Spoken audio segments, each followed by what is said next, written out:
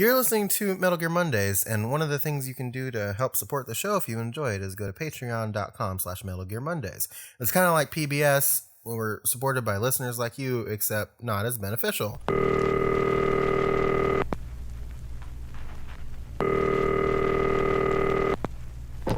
Hello? Hello? Am I speaking with Big Boss? How did you get this number? Oh, Kojima-san gave me your number personally. Personally? Yes, he sends his regards, but that's not why I'm calling. We have another project in the works and, well, how do I say this? We can't make this thing without you. Without me? Are you in? In? I'll take that as a yes. Vic Boss? Vic-ba? James Reichmuth. Mr. Emmerich, you answered that rather quickly. How did you know it was me? Mr. Emmerich is my father. You can call me Hal. Oh, and about the quick response, I'm not up to much these days, and I saw Kojima Productions on my homemade caller ID. Pretty cool, right? Very 1993 of you. It was all made using pre-existing technology. Hal, I don't want to take up too much of your time, but I have a favor to ask. I thought you guys would never call. I'm excited to see where Old Snake's story goes. Just me, Snake, and Sonny, living our best lives as a single greatest double dad. No, it's not that. We need you to play your father. My father? Well, he's dead, so we need to find a solution. We're making a new game, and your father plays a prominent role. We sort of figured that, given your past experiences, impersonating your father with your stepmother... Wow there, will Naomi be returning? She's dead, Hal. Yeah, bummer. Is Snake coming back? We're just casting his dad. But didn't Big Boss die too? You can't kill Big Boss. Fair enough. Count me in. The Sasaki Silversberg residence. This is Johnny. Fire away. Mr. Sasaki, this is James Reichmuth with Kojima Productions. Oh, sweet. I know what you're going to say, and I'm in. Actually, this is just a courtesy call. We won't be needing you in this production. Huh? What? Really? What? A redemption arc and marriage to one of Kojima-san's best girls wasn't enough for you? Can I get my name in there somewhere? I'll see if we can get your name into some minor dialogue. Oh no, my stomach cramps are back. They're not cramps, Mr. Sasaki. You should really get that looked at. I've got to go.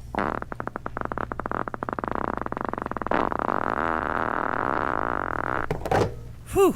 Just 37 more calls to make before lunch, and then I've got to break the news to Kojima-san that we absolutely cannot call a PSP game Metal Gear Solid 5.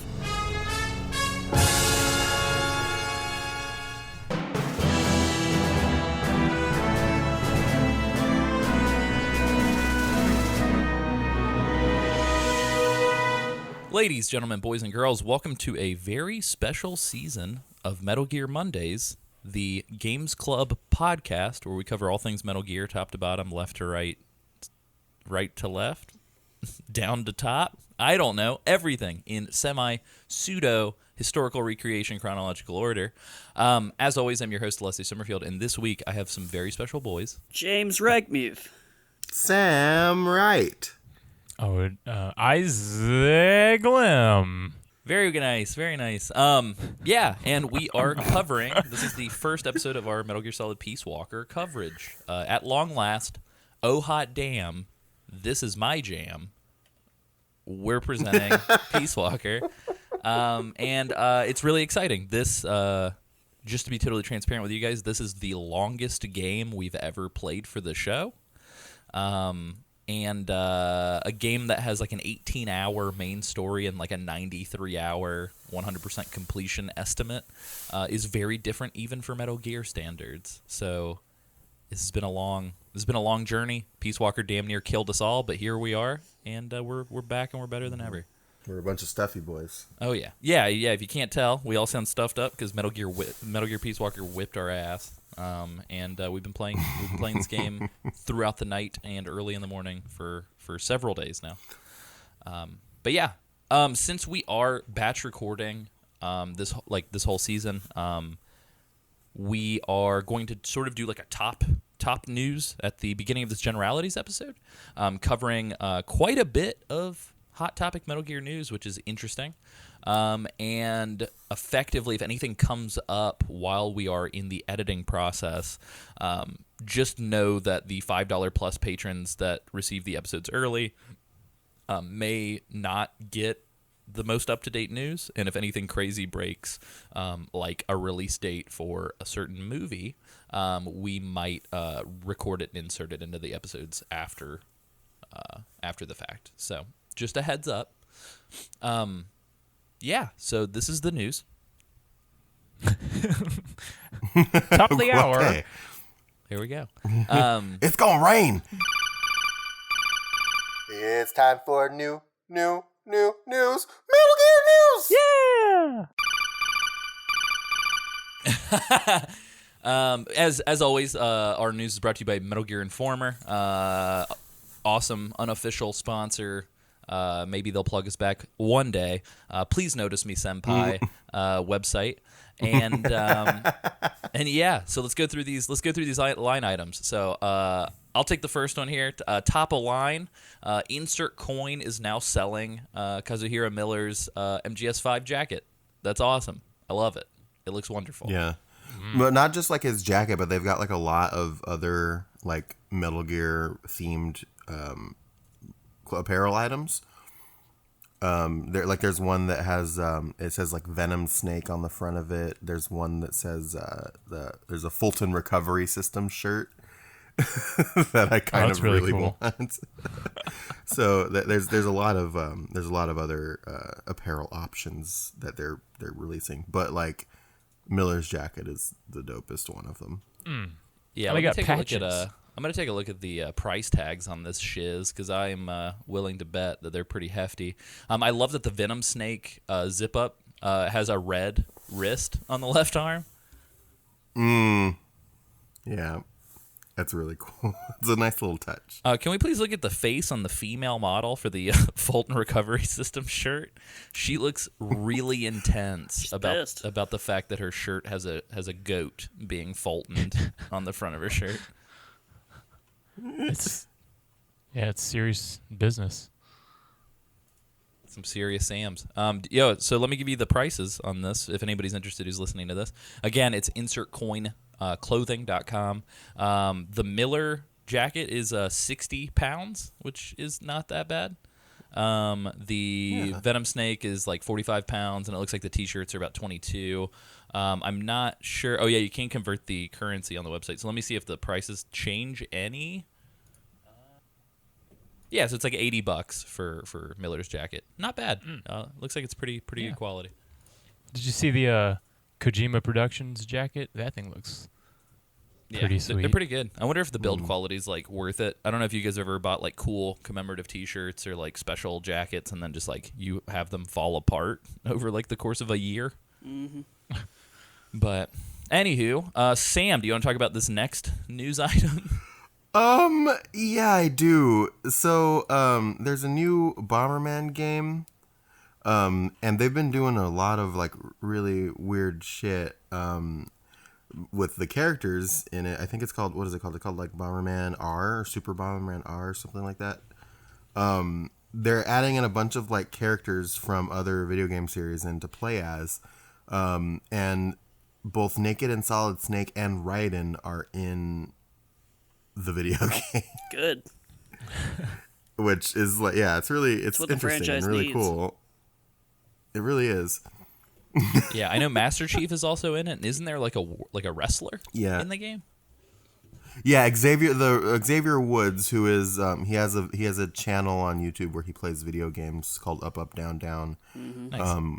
Where he plays with like a bunch of like other wrestlers and stuff like that. It's really cool. That's awesome that his channel is the Konami code partially, and that Konami is Yeah, actually cool yeah. and like used his likeness in the game. I just want to throw this out there, and again, like the whole Konami versus Kojima thing, like I feel like we could probably do a whole episode, and very well may do a whole episode discussing that at some point in the future. But this feels in a world where Konami sounds like they've been acting as if they're really, really tone deaf to the world around them.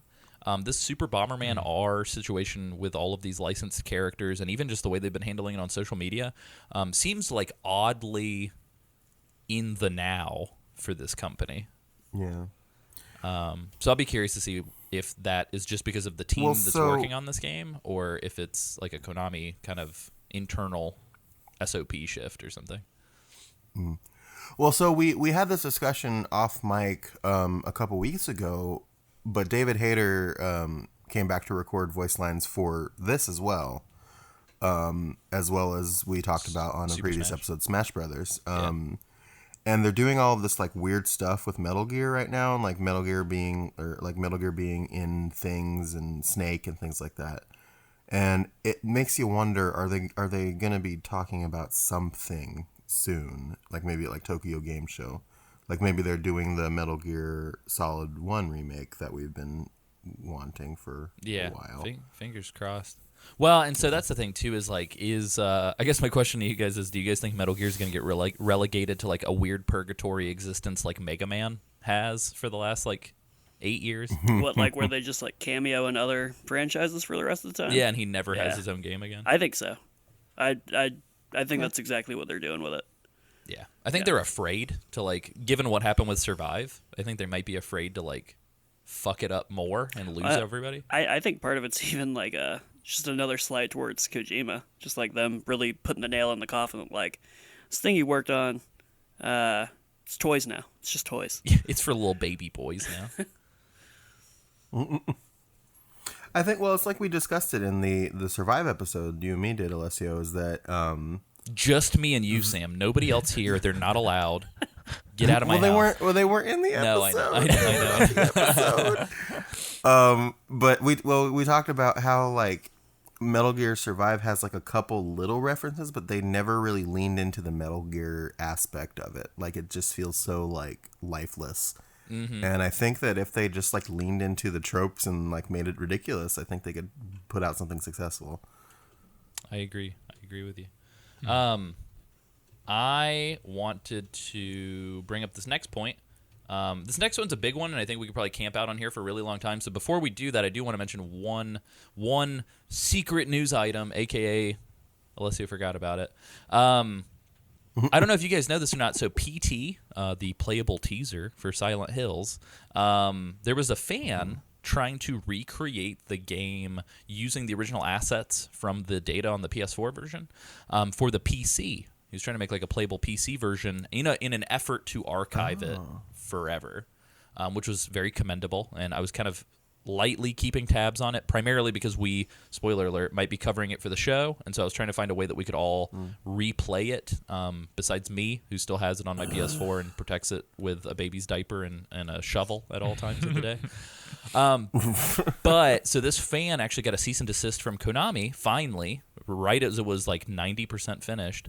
And Konami asked him to pull it down.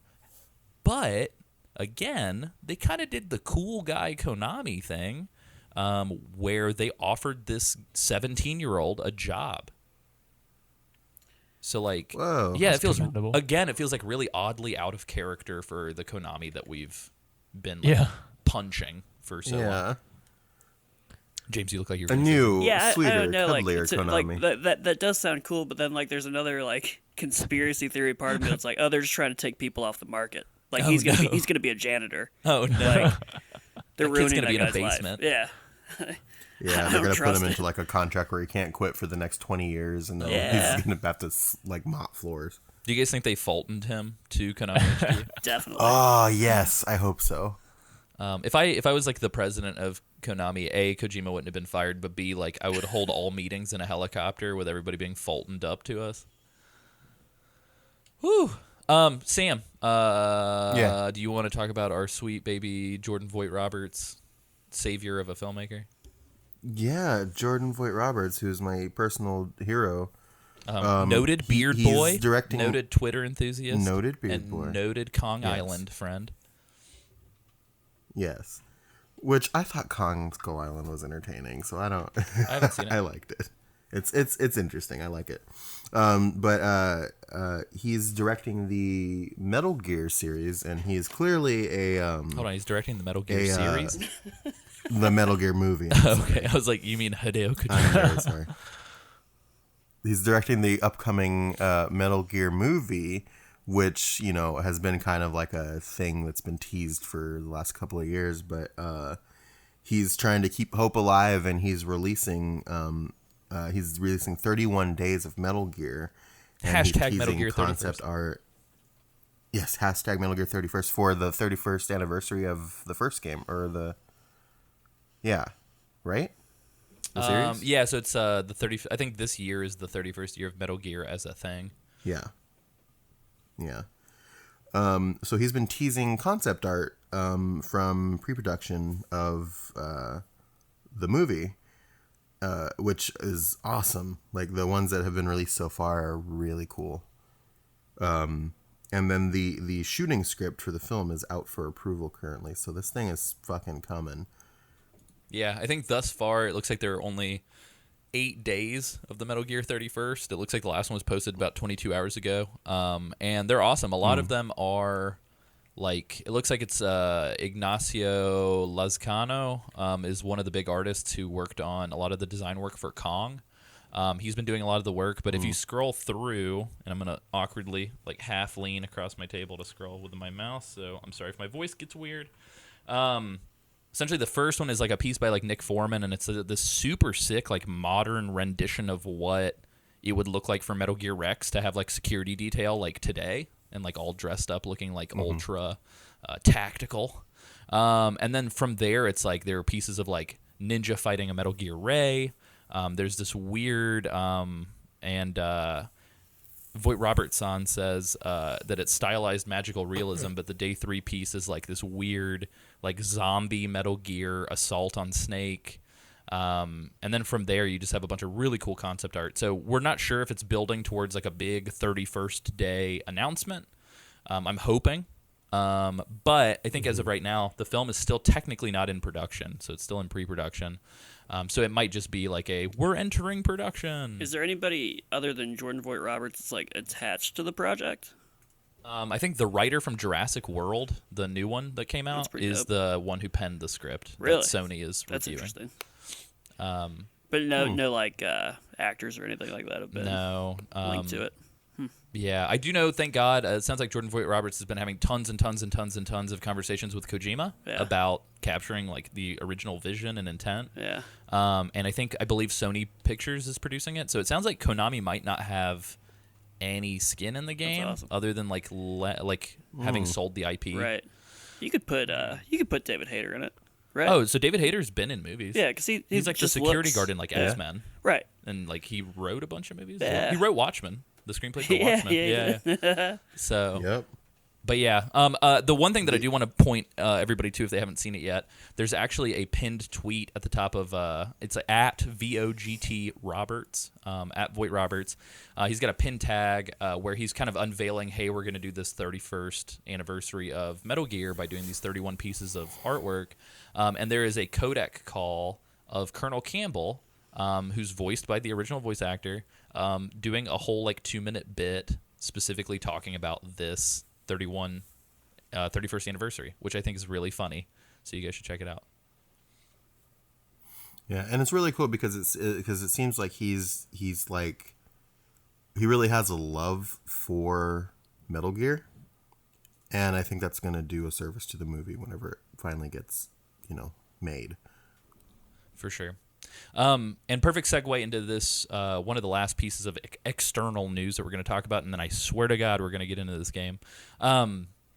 Essentially, Kojima at this year's E3 had sort of a discussion with Jordan Voight Roberts on a stage.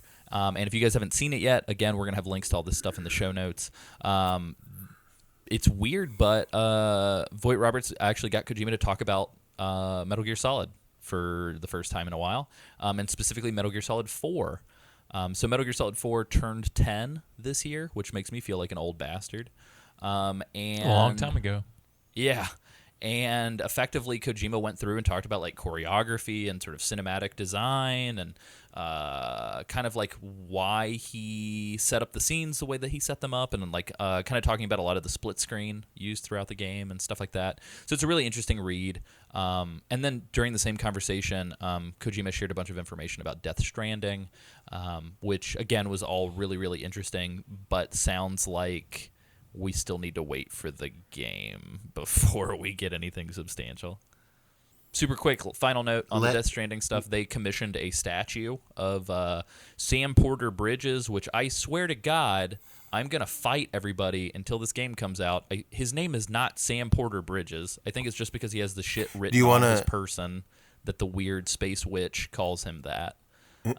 But anyway, there's a statue of Sam. Do you want to do the cinnamon challenge if you're wrong? Oh, no. So Sam actually, so just so you guys know, Sam podcast talk boy, Sam Wright, noted talk boy. Yeah, noted talk boy, as seen in the Home Alone films. He and I had a conversation about a game called Agents of Mayhem, as to whether or not it would be, I think it was unnamed at the time, as to whether or not it would be a new Saints Row game or a whole new IP. And Sam was convinced that it was a new Saints Row game because of the color scheme and the style and the company. For all intents and purposes, Sam was totally right. It should have been a Saints Row game. And I said, nay, good sir, this is going to be a new IP. And Sam said, of his own volition, if I don't get it right, I'll eat a spoonful of cinnamon. And he did not get it right. And then he did not properly ingest completely a full spoonful of cinnamon. No, it's the video still exists on the internet somewhere. Yeah, it's on the internet. It's on him on internet. But yes, so I've never done it before. Yes, I will. Sam, I will do it. If his name is not Sam Porter Bridges, I win. If his name is Sam Porter Bridges, I will eat my pain and suffering. It's gotta be the full name. His name is just like Sam Porter. Yeah, if it's Sam Porter, I'm gonna be like, fuck that. But it's got to be the full thing. It seems like such a weird thing. Like if it's on a name badge. Yeah, that's definitely like a title and the organization on his person. There's no way that that's his actual name. Yeah, like Sam, like his name is Sam, but like his title is Porter, and the company's name is Bridges. Yeah, like what that? Yeah, that's what I'm saying. One, it's like, yeah, it just sounds like one of those little nicknames where it's like, if I see you walking around with a shirt that says like Reebok, like if I don't know your name and I'm just trying to like pick on you or whatever. Hey, Jimmy Reebok. Yeah, I'd be like, hey, yo, what up, Reebok?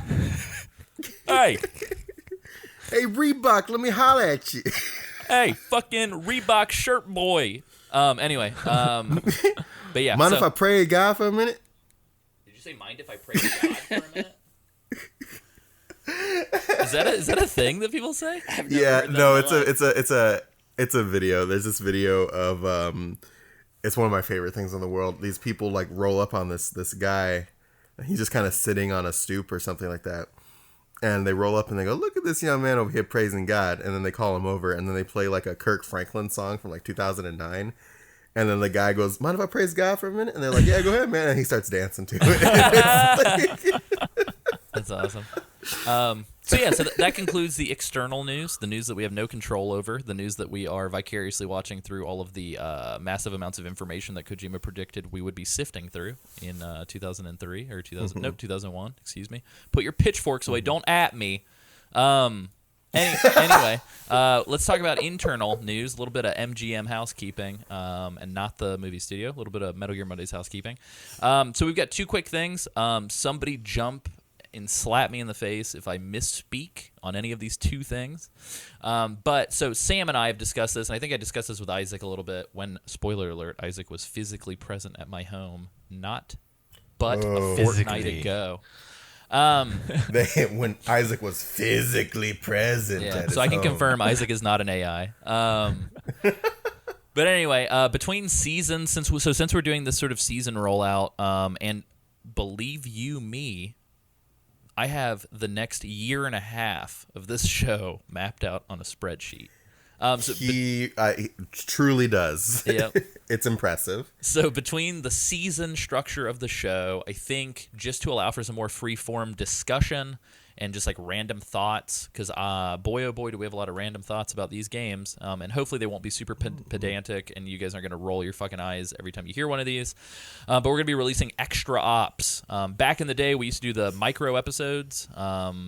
I can't remember if we called them side ops from the very get-go. I think we did call them micro episodes from the get-go, and then they eventually morphed into side ops, which would then also include listener responses. Moving forward, we are going to relegate listener responses as the last episode of every season. And outside of that, we are going to be potentially doing these. Excuse me, we're going to definitely be doing these extra ops where kind of between seasons, if I get a hair up my ass to talk about symbolism in a certain scene of a Metal Gear game, I can get on a microphone and record 45 minutes of it and then ship it out for you guys to listen to. Alternatively, if me and all three of these boys want to get on and talk about the music of these games or do some multi-person discussions of like the book that we had recommended to us by a listener, the Kojima Code, or anything like that, I just want to be able to have like really cool casual conversations and not really, prescribe when those are going to come out. Because of the 100+ episodes we have mapped out right now, there is still a ton of shit that we do not have mapped out to talk about that doesn't really have a spot in the seasons as a whole. So that's cool. You guys get more shit. And as always, if you guys, it'd be nice little surprises every so often we get exactly to give to you. And we'll be upfront as to like, hey, this is a thing that's coming out soon in advance. But as always, if you are a patron that supports us at the proper tier, you will actually get those episodes early. So you'll get them as soon as they're recorded and edited, as opposed to on the Monday that they fall on release. But outside of that as well, for the $5 plus patrons, and for anybody who doesn't know this, $5 plus patrons will now receive, they do receive currently one monthly episode of our Metal Gear Mondays Patron Club show, which is essentially us for roughly an hour to 2 hours talking about a non-Metal Gear game. Now we're going to do it to where $5 plus patrons are going to receive 2 episodes of the Patron Club, which is one every 2 weeks. And again, one of them is going to be full-fledged, the whole crew, all of us talking about a game that we pick. And then the second one each month might be 2 out of the 4 of us or 3 out of the 4 of us or whatever, but it'll be, again, sort of casual discussion of a non-Metal Gear game that we either all played recently or that we all have very strong feelings about. The episodes that are coming up soon is The Last of Us and Murdered Soul Suspect, which is a Square Enix game that I don't think anybody remembers.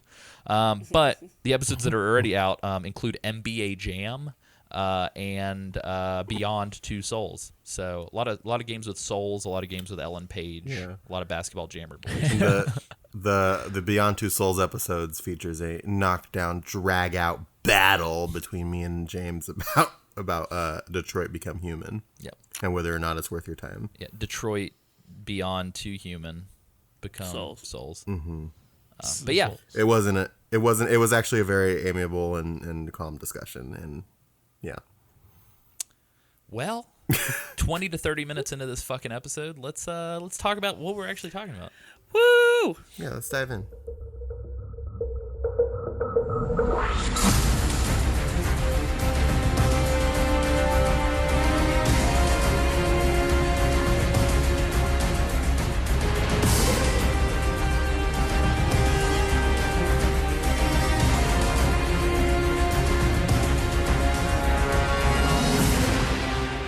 Hey, so I know we've been peppering, like, news, disclaimer, transparency, news, disclaimer, transparency, but boy, oh boy, here's a disclaimer for this whole season. Metal Gear Solid Peace Walker is fucking huge. This game is massive. Like, this game is, like, close to MGS5 level massive.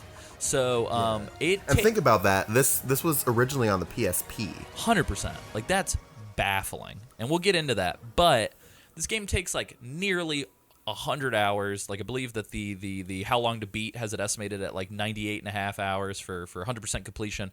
Kojima, prior to release, stated he wanted to make a game that had, quote, hundreds of hours of gameplay.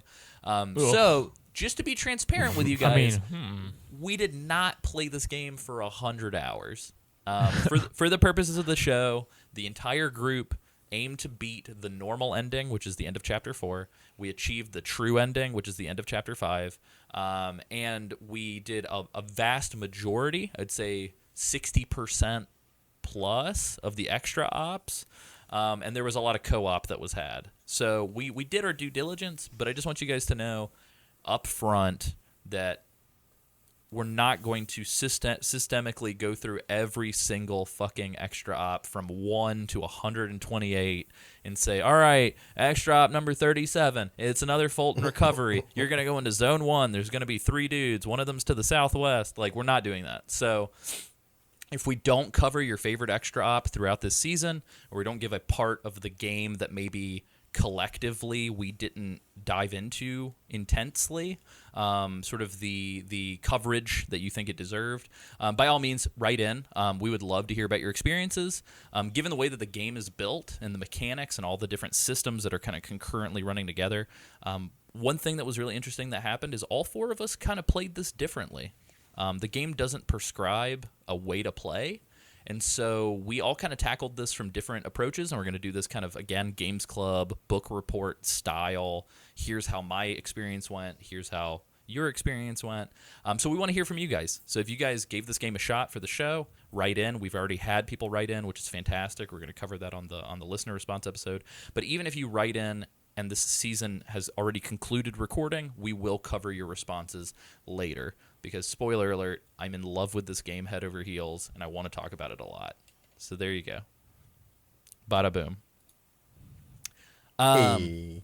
Yeah. Baba Ganoush. So this whole episode is going to be dedicated to generalities. We're going to talk about development. We're going to talk about mechanisms and mechanics. And we're going to talk about just sort of the game as a whole.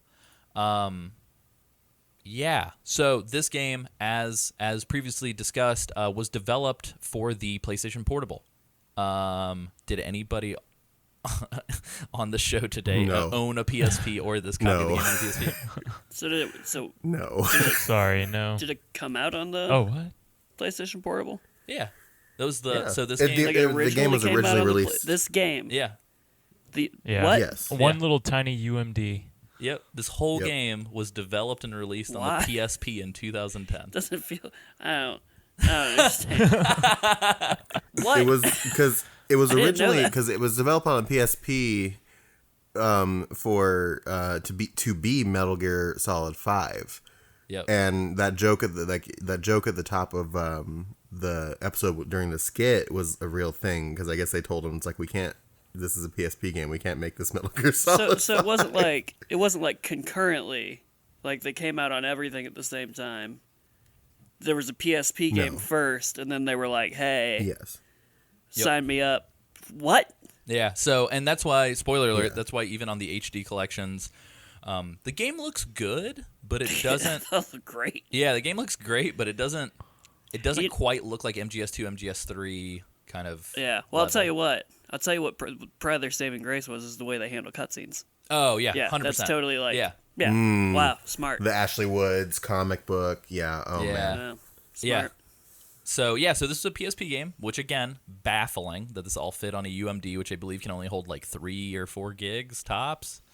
They were developing this game while concurrently developing MGS4, which blows my mind. So Kojima was directing both games kind of simultaneously for a while. I guess it's just weird to me. I'm sorry, I can't You're get totally off. fine. It's super weird to me that this is just a PSP game because it feels so important Oh yeah, to like the Oh, yeah. character and like their development. Yeah, I waved that flag for a long time too. I was like, "Look, y'all, I know this is a PSP game.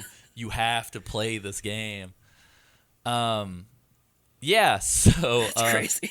yeah, well, yeah, and so the PSP version, there was a single analog stick for playing because there's no double analog stick. If you're playing this on the Vita, which you can download I can't remember if it's called the HD remaster or not. I don't think it is. I think it's just the PSP version of Peace Walker. If you have a Vita, you can remap the face buttons or whatever the camera was set to be on the right analog stick. So it does sort of have this control scheme in place. Outside of that, it was then those controls were mapped. Sort of the HD camera from MGS3 was added to the HD re-release.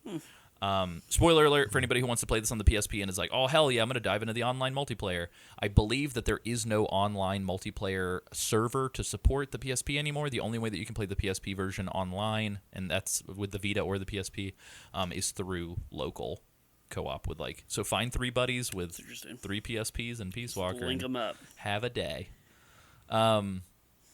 But yeah, so the title, this is nuts to me. This game had as big of a development staff as Metal Gear Solid 4.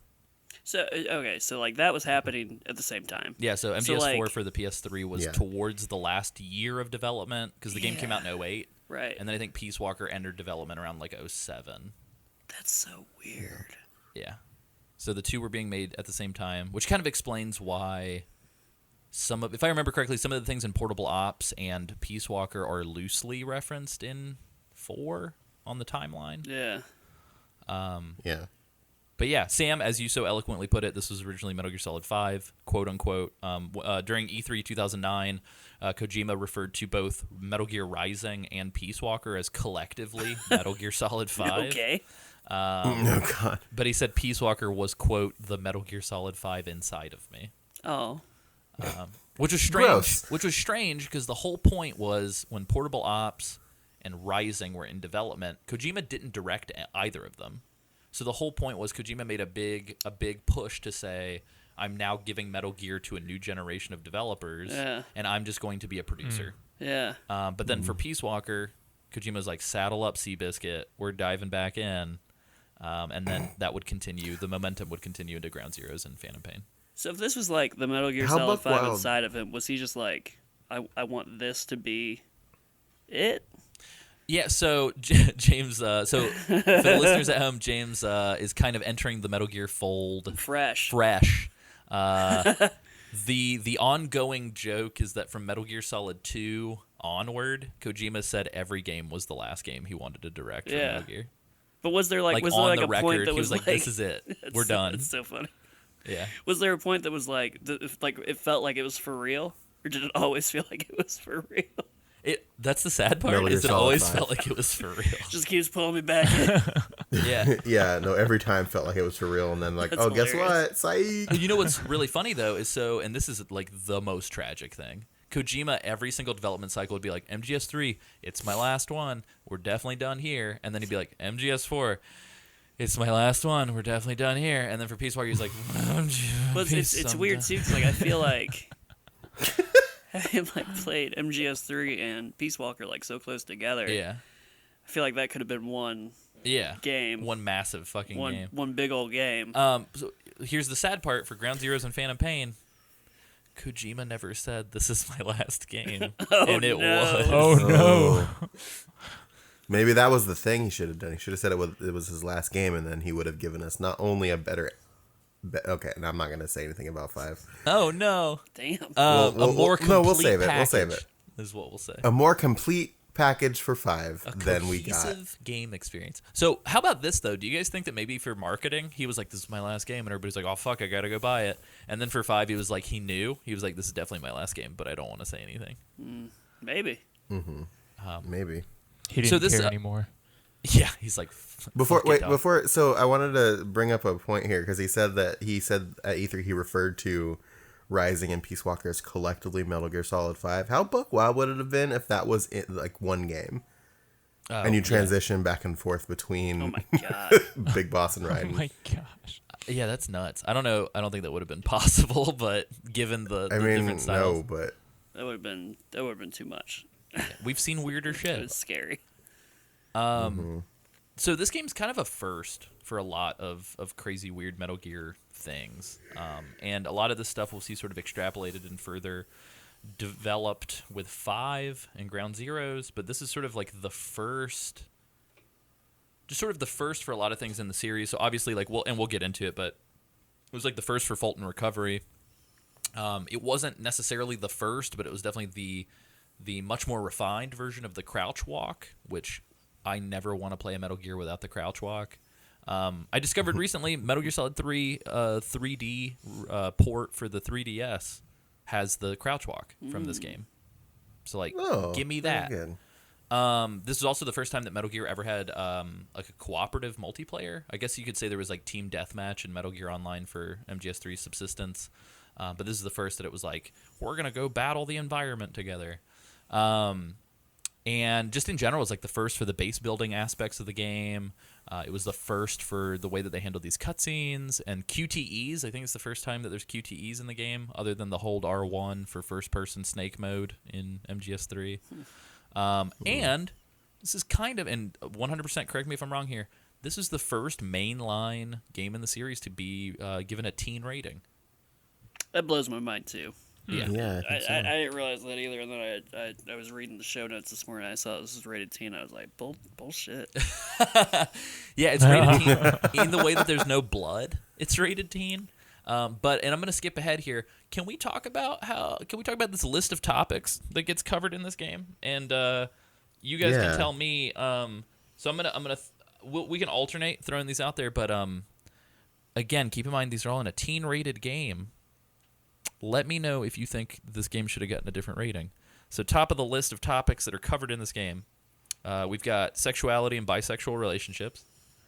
We've got turning military operations into business ventures. We've got turning the soul of your loved one into an AI.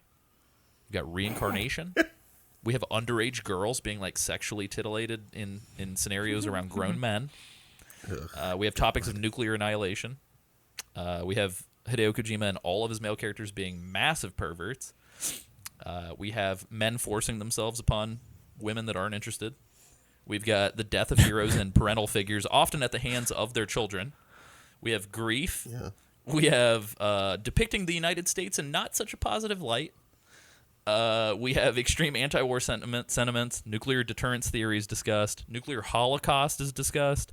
We've got you're stealing vehicles from people and killing people. Like legit just fucking murdering people. We have torture sequences. You're abducting soldiers and like brainwashing them. The good guys are selling drugs to like pay for their efforts. We've got like child kidnapping. We've got injured beautiful woman kidnapping. Snake's awful at fucking lying to people. People are hurting disabled people. This game's crazy. There's a lot. Yeah. There's a lot happening. And I wonder, in thinking about like how the transition from the PSP to the console was so smooth because of the art style, I wonder how much of the art style let them get away with doing more with less of a slap on the wrist for the rating. Because like even like some of the torture sequences, I'm like, this feels like a bit much. I feel emotionally touched. Yeah. It's oh God. Yeah, so it's weird to me that Driver, the third Drive-threer, Driver 3, the driverest of them all. it literally just has like Michael Madsen movie style shooting in the streets and carjackings, but there's no blood, and that game got an M rating. Mm-hmm. Yeah. This game also has immense amounts of shooting, and it is bloodless, and except there are little red pixel bursts. I was gonna say happen. like There's a little Yeah. There's Hey, little bit of blood.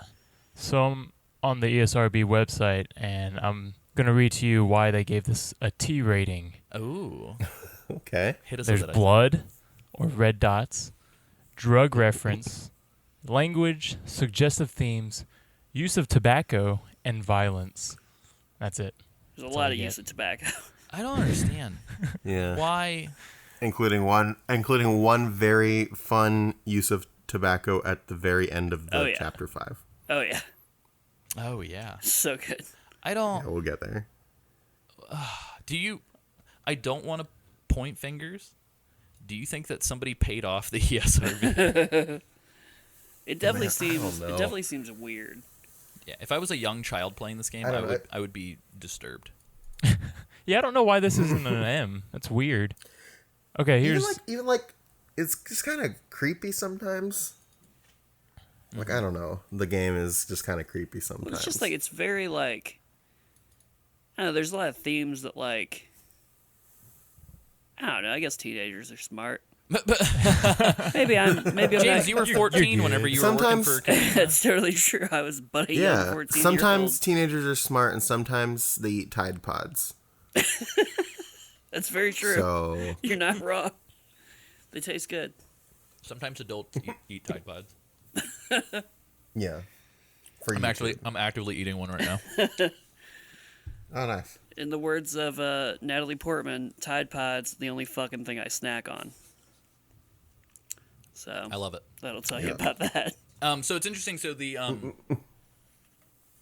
youth demographic that Kojima Productions and Konami wanted to tap into actually affected a lot of the design of the game. So not only was the game broken up into these sort of like discrete mini missions for easy digestion in sort of portable scenarios, but the entire color scheme of the game, this like yellow, bright 70s I don't know, kind of like kitsch style, was done intentionally to appeal to a younger audience. And I don't get that. What's that based on? Like, why were they like yellow? The kids they like yellow. I think it was more of like we're not going to use like fucking military blacks and gunmetal gray. They were like, we're going to use bright colors, yellow. So weird. But yeah, which is, again, it's weird. We're appealing to teenagers, but we're using a Carpenters song from the 70s that none of these kids would probably be familiar with. But anyway, much like Wu-Tang, Metal Gear's for the children. Yeah, exactly. But yeah, so internally, kind of the goal was to like tap into at the time, and I would say even still, Monster Hunter is one of the most popular games in Japan, and 100%, I would say that the design of this game slots in quite nicely with the Monster Hunter style of big map that's essentially just a bunch of rooms connected together, and the rooms just have skyboxes and trees, so you're like, oh, I'm outside. And you've got like a singular objective for each mission. You complete it, and then you kind of go back to like a hub. So this game was very much so influenced by Monster Hunter. To the point where when you're setting up your control scheme at the beginning, like you can choose between a couple different control schemes, and Monster Hunter style is one of the control schemes that you can pick from. Is it named that? It's called named Hunter. It's named like Monster Hunter, I believe. Yeah, I think Or it's just Hunter, Hunter. yeah, It's it's like, Interesting. yeah, it was. But in the strange. description, they name drop Monster Hunter. They do. Yeah. That's crazy. Well, so Monster Hunter also appears within the game. So Yeah. just to be totally transparent, they're Monster Hunter characters, Monster Hunter dinosaurs. Was there like a tie-in with Monster Hunter to Metal Gear at the time, or was it like a one-way street? Oh, so there was a tie-in, and I forgot to include this in the show notes. And if I'm blatantly, absolutely wrong about this, definitely let us know. But from the research that I did, I believe that it was one of the Japanese-only mobile titles. Excuse me, not mobile, but portable titles for I think it was either the 3DS or maybe it was the PSP. Maybe it was like Monster Hunter Unite, one of those PSP games. Apparently, there was like an event that got patched into the game, I believe temporarily, where you could get items from Peace Walker in Monster Hunter, and I think you could even get custom armor to like get like your character to look like the boss, or like a big boss outfit.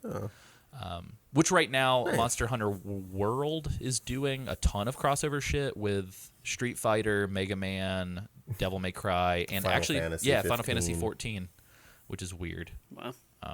Yeah. Good on you, Capcom, for all those collaborations. Thanks, Capcom. James, to your point about I can't believe this is a fucking PSP game, the HD collection and the Metal Gear Solid Legacy collection for the PS3, HD collection for the 360 and PS3, they re-released this game, quote-unquote, HD remastered the game in November of 2011, early 2012, so really only like a year and a half after the game It's came a out. huge jump, but it's still just like, I'm still shocked. I'm shook. Yeah. You can kind of tell in the character models, shook. like Snake's face looks like pretty detailed, but then whenever you see like the tank battle squad, you're like, those boys are made out of Final Fantasy VII polygons. These guys are made of clay. Those aren't men. Oh no, Snake run away. Let's camp out on the story stuff here. So I am going to set the scene, and then I kind of want to hear from you guys your thoughts on this. So effectively, this game is a direct sequel to Metal Gear Solid 3. And it sort of continues. The big boss is angry at his government, and he's going to go do his own thing.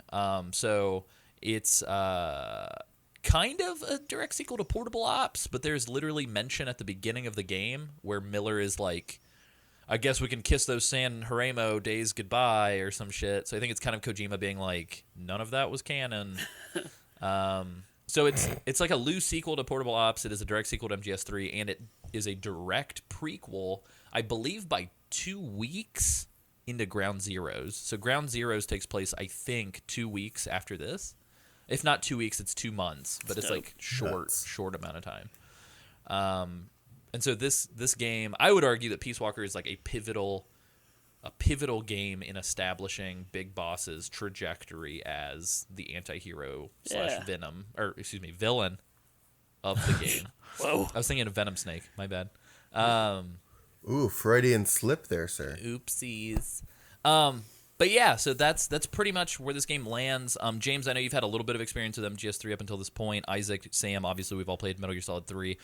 Did this feel, coming from, I believe it was just me and Nick Freda that did the Portable Ops episode.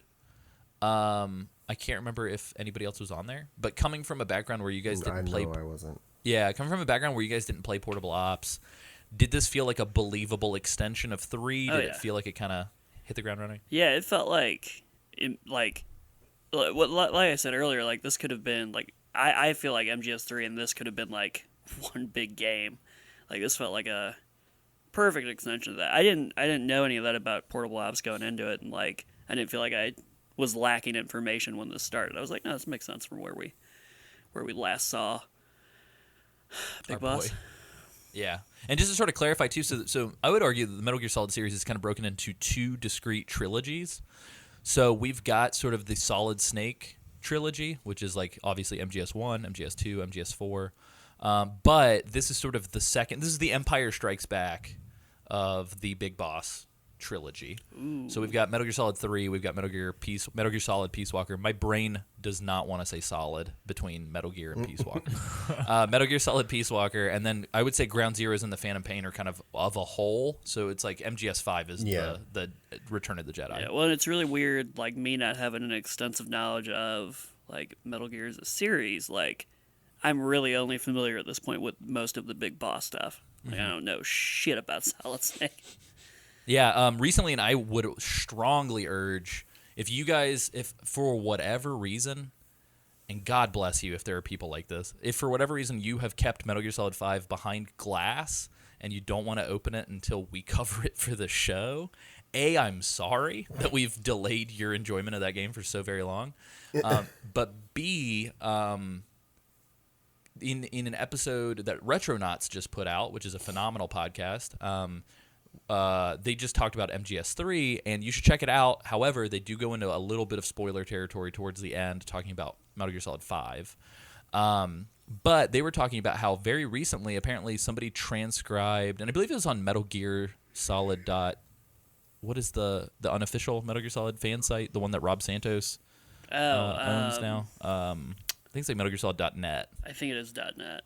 Anyway, there was they mentioned that there was a translated article that was an interview with Kojima, and they also mentioned that some lines of questioning came up during the panel with games writers about Peace Walker. Yeah. And specifically, one of the guys that they have guessing on Retronauts asked Kojima about like his love for Solid Snake and like, are we going to see Solid Snake again? Blah blah blah. And Kojima essentially said, Solid Snake is a clone. He's not a real person. Big Boss is a real human being with real emotion, and his are the stories I want to tell. Oh, damn. So it seems like Kojima prefers Big Boss over awesome. Solid Snake. I fucking love this, the whole like setup for Peace Walker. I just like love it. Like feeling disenfranchised with your country and just like not understanding how to be anything but a gun and being like, I guess I have to do this. Like, it's awesome. Yeah. Isaac, Sam, how'd you guys feel about sort of coming into this thing? I guess for me it was a little jarring because, excuse me, every single game that we played up until this point, and I mean, granted, I didn't play Portable Ops, but was set. It's like ancillary. It's fine. Well, all the other games were like set a different way. And a play style was one separate way, and coming into this, I was like, okay, maybe that's how I'm supposed to play this, and it was completely different. And I guess maybe if I had played 5 before, it would have felt familiar, but I did not. Well, technically, yet. 5 came out way the hell after this. So Well, yeah. I think going into it, and I'm curious about that too. I think after we cover the mechanics, sort of broad stroke, I do want to talk to you guys about like how you tackled the game. Right. Well, and real quick, like, so this having been a PSP game first, like this is still kind of viewed as like required reading by most of people that enjoy. Yeah, I think. Oh yeah. So like, having played 5 but not this game. Having played this game through, I feel like I feel like it's critical to play to get like a lot of background. I remember Ground even Zeroes like and I Five. started Ground Zeroes like close to when it came out because I was like, I'm gonna try this out, and I was just like, I don't know what any of this fucking shit is. Yeah. And now I feel like now I played this, like I'm like, oh, I'm really excited. Yeah. It was weird, It's man. weird. So Peace Walker for the longest time was, and I guess we should have gone into everybody's like background with this game, and maybe we can do it kind of quickly now. Peace Walker for me was always that Metal Gear game that I knew about that I never played. And I remember when the HD collection got announced, I was through the moon with excitement because I didn't have my PSP anymore, but I absolutely wanted to play Peace Walker. And I was kind of afraid of it because I knew about its sort of reputation as being like a really big game. But after, I can't remember where, I think it was when I first moved to Missouri in 2013 maybe. It was like late 2013. I think it was the first time I played this game. And I remember playing through it in my off time and just like absolutely falling in love with the story, the characters. Yeah. I think this game does such a good job of telling a story with a big cast of characters that feels like the most emotional that Metal Gear has ever been. And for me, like coming out of it, I was so blown away, and I was like, "Oh my god, this is a fucking story that everybody needs to experience if you like Metal Gear." And then I remember, I think it was like later that year, or maybe early 2014, or whenever it was, and maybe I'm getting my dates confused, but it was like right after I finished it. I think the trailer for Ground Zeroes got released, and in the trailer, it's very much so like it straight up is like, "Hey, this is Chico." Yeah. Hey, like because the trailer is the opening cutscene for Ground Zeroes, Right. and there's that music playing. And you hear Miller talking to Big Boss about Yeah. like the scenario, and I just remember like, and it's happening to me right now, just getting goosebumps and like my hair standing up because I was like, this looks like a continuation of one of my favorite stories in the Metal Gear universe, and it looks fucking astoundingly gorgeous. Right. Like just seeing the dogs barking in the rain and stuff, I was like, I'm so on board for this. So yeah, it's weird, man. Peace Walker is I feel like the most slept on game in the Metal Gear universe as far as like core gaming experiences, but I kind of wish they would have called it 5 because then more people would have had to check it out. Right. Right. It's just it's weird to me to think that like anybody went from like as far as that story goes, like it goes from 3 to Ground Zeroes, and it's like what the fuck is all this? Yeah, like how did nobody? And I'm assuming a lot of people just watched YouTube videos or read Wikipedia, but Which like is weird too because like the time at which this game came out, like it's very big for its time. Like you had other games, like I think this is like contemporary with like Skyrim. So you had other big like huge games, but like the way that the mechanics work in this, like I feel like hadn't been done like as often as it is now. It's really cool. yeah, this definitely feels like a lifestyle Yeah. game. It's kind of crazy. Yeah. Yeah, it's like this is the first mainline game in the series we've done for the show that I hadn't played before. And it was very interesting to finally go in and tackle it. And it actually like playing through it made me very excited to actually go back into Ground Zeroes and 5 with that additional context. Yeah, it's real good, man. Like it was interesting. So Sam and I actually co-opted through the last part of the game for Sam, and I just remember like whenever the cutscenes would trigger, I would just like silently listen to Sam's reactions, and then whenever they were done, Sam would just be like, "Whoa," and I was just like, "Yeah, dude, like, this is so good." Yeah, I mean, in a lot of weird ways, I know people are clamoring for an OG Metal Gear 1 remake, especially given the sort of contextual shift that happens at the end of 5, which we will talk about. But I would actually kind of love to see like this redone, like Peace Walker redone in the Fox engine. That would be amazing. Yeah, for sure. Like redone with the control scheme that 5 has, because that's one of the things. Like you can say a lot about 5, but I think 5's controls and like how it plays is really good. Isaac, what was your? Did you know anything about this game going into it outside of this podcast? Like, did this game ever register on your radar as like a game before you took the whichever not really. Matrix metaphor? It was. I basically the only time I heard it was from you, and you're like, oh, Peace Walker, Peace Mr. Walker. Metal Gear himself. And I was like, okay, that must be a game, but I could never figure out because it wasn't on like a mainline console. So I didn't really. It was a very nebulous cloud out there. I was like, okay, we'll get to it when we get to it. And so going into it, like I said, I thought it was going to be like all the other Metal Gear Solid games, and it was not. It was very expansive, and that's what I liked about it. It was very daunting at first, like all the different things that you can do, not just playing like a linear story, but like you go back to Mother Base and you do R&D and look at all your staff and reassign staff and fire people and do all these. You're fired. You're fired. You're fired. It was just a lot to coming into it. It was a lot to really deal with. But once you got the hang of it, it was like, oh, this is really cool, and this really fits, and this really. I could see myself spending, the 100 hours, going through and trying to get doing all these things. Although, I will say, I did not do a lot of these extra hops and power hops. There were quite a lot. Isaac. Hey, we man. expect nothing less. Yeah, it's crazy. No, I'm kidding. I'm kidding. I think, in a weird way, and again, I definitely want to talk about how everybody played this once we kind of covered just like the overall mechanics for people listening that maybe don't have a way to play this. In a weird way, it's like I now feel like I have like kid memory, like ingrained in my DNA of like how to play this game. So, because like when I first came to it, I remember it also being really jarring because I was like, this is way different than a Metal Gear Solid game. Right.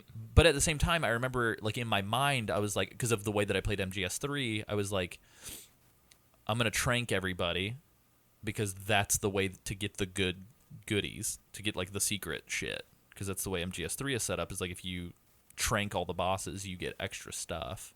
And so I was like, no one's going to die. That's the way that Kojima always wants to make these games, is like pacifist run. And then I just remember like organically falling into trank, Fulton, base building, and like you fall into a loop. And like once you fall into that loop, it's so gratifying to repeat that loop. And I think that's the unsung power of this game, is it has a very small gameplay loop of like choose mission, enter mission, complete objectives while Fultoning the shit out of everybody, go back to base, assign staff, send them on outer ops missions, and then rinse repeat forever as you unlock new and more weapons. But the way that they handle the loop, I would argue the loop in Peace Walker feels way more succinct and sort of effectively presented than it does in 5. Because I would argue in 5 it kind of breaks the pacing whenever it's like helicopter cutscene, sit on a helicopter, helicopter cutscene, get off the helicopter. Yeah, there's a lot of like waiting and loading and then waiting and then loading and then go and then you wait and you load some more. Yeah, it's like for 5. every 15 minutes of gameplay, it's like you're sitting through like 3 minutes of loading, and it's like, give me the menu, baby. Like, let's do the Peace Walker style thing if it means I can get in and get the fuck out, like it's a Hotline Miami level. But anyway, cool. So let's go through the mechanics a little bit, and then I want to go back to this whole like how the game kind of differs. So essentially, this takes the whole series in a brand new direction. No longer are there these huge, and I'm trying to think, other than MGS4, MGS 1, 2, and 3, it's like, here's a huge map. Go through this whole huge map in chronological order for the story. Right? I think Sometimes you go backwards through them. Yeah. In Metal Gear Solid 1, a lot of times you go backwards through them. But yeah, other than MGS4, I think every other game in the series prior to Peace Walker was like, here's one big-ass map. The whole story is going to take place in this almost like Batman Arkham Asylum-esque map. Yeah. Almost like a Metroidvania, I guess, for lack of a better way to put it. But MGS4 is like, here's one big map.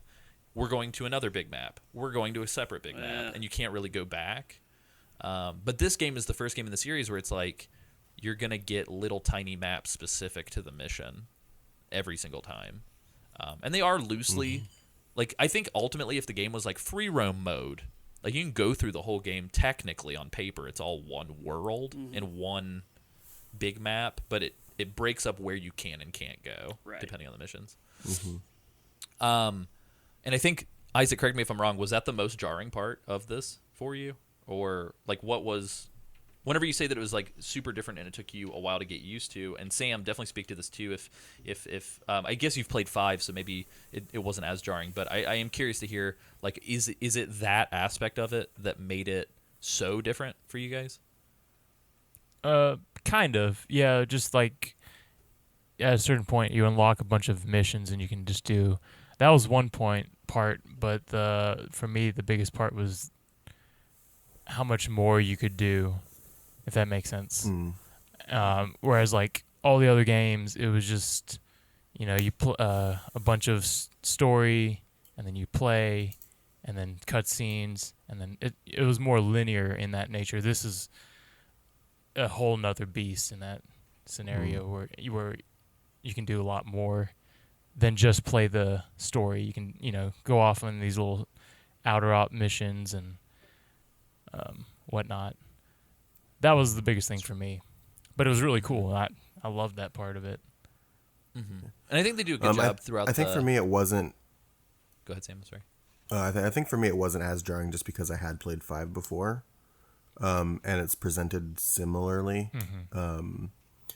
But yeah, I can agree with Isaac. There's just a lot. There's a lot to do, and if you're coming into it with no prior experience, with only your experience being the past mainland games, it could probably be a little bit daunting at first. Was 5 pretty jarring when you first started playing that?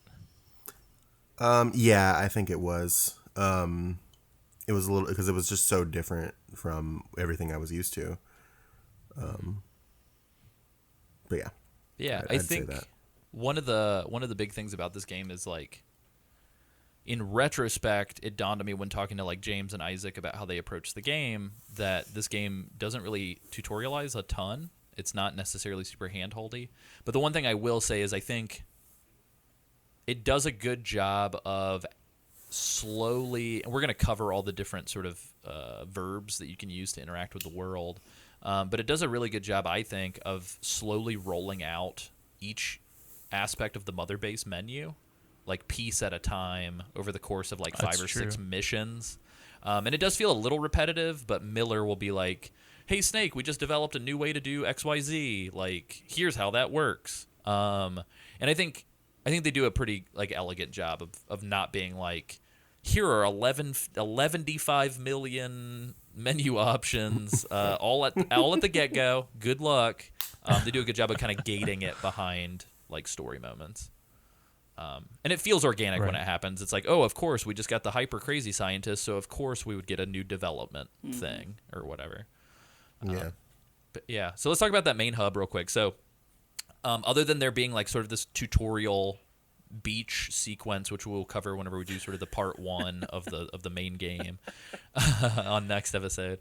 Other than this like beach tutorial beach sequence. Yeah, other than this like weird Fight Club raining tutorial beach beat 'em up. After the sort of initial cutscenes that set the scene for the game, the entire sort of and I can't remember if Miller is mentioned in Portable Ops or not, but the entire thrust of the game is that Snake and Kazuhira Miller, aka Master Miller from MGS1, from MGS1 in air quotes. He's not actually in MGS1. A doppelganger is. Anyway, Metal Gear. Metal Gear boy. Essentially, Miller and Big Boss have their own little mercenary outfit, and the game officially begins whenever they are gifted a refinery plant off the coast of Costa Rica, and they're told, "Hey, you guys can run rampant with this base and do whatever the fuck you want." And so then we are presented with the main menu of the game that we will be coming back and forth to forever, and it's sort of set up in a grid system. I believe it's a 3x3 grid. And in order of what's on that grid, we have these options. So there's delivery in the top left. This is very much so the biggest holdover from the portable nature of this game. You can kind of set up, in a weird way, it's sort of like I guess it doesn't predate because they were in there, but they were in another they're contemporary, but it's like 3DS Street Pass technology, where it's Yeah. like build a box full of goodies, and when you walk past players, it'll automatically transfer with them or whatever. So it's a lot of like build a gift box for players that you meet online, and you guys can trade gift boxes with little messages. I set up an outbox and played around with the menu settings, but I didn't actually engage with the system. Did you guys at all? No, it was I didn't. Who do I know? Who do I know? Did you guys fuck around with that menu at all, Sam, Isaac? I did not.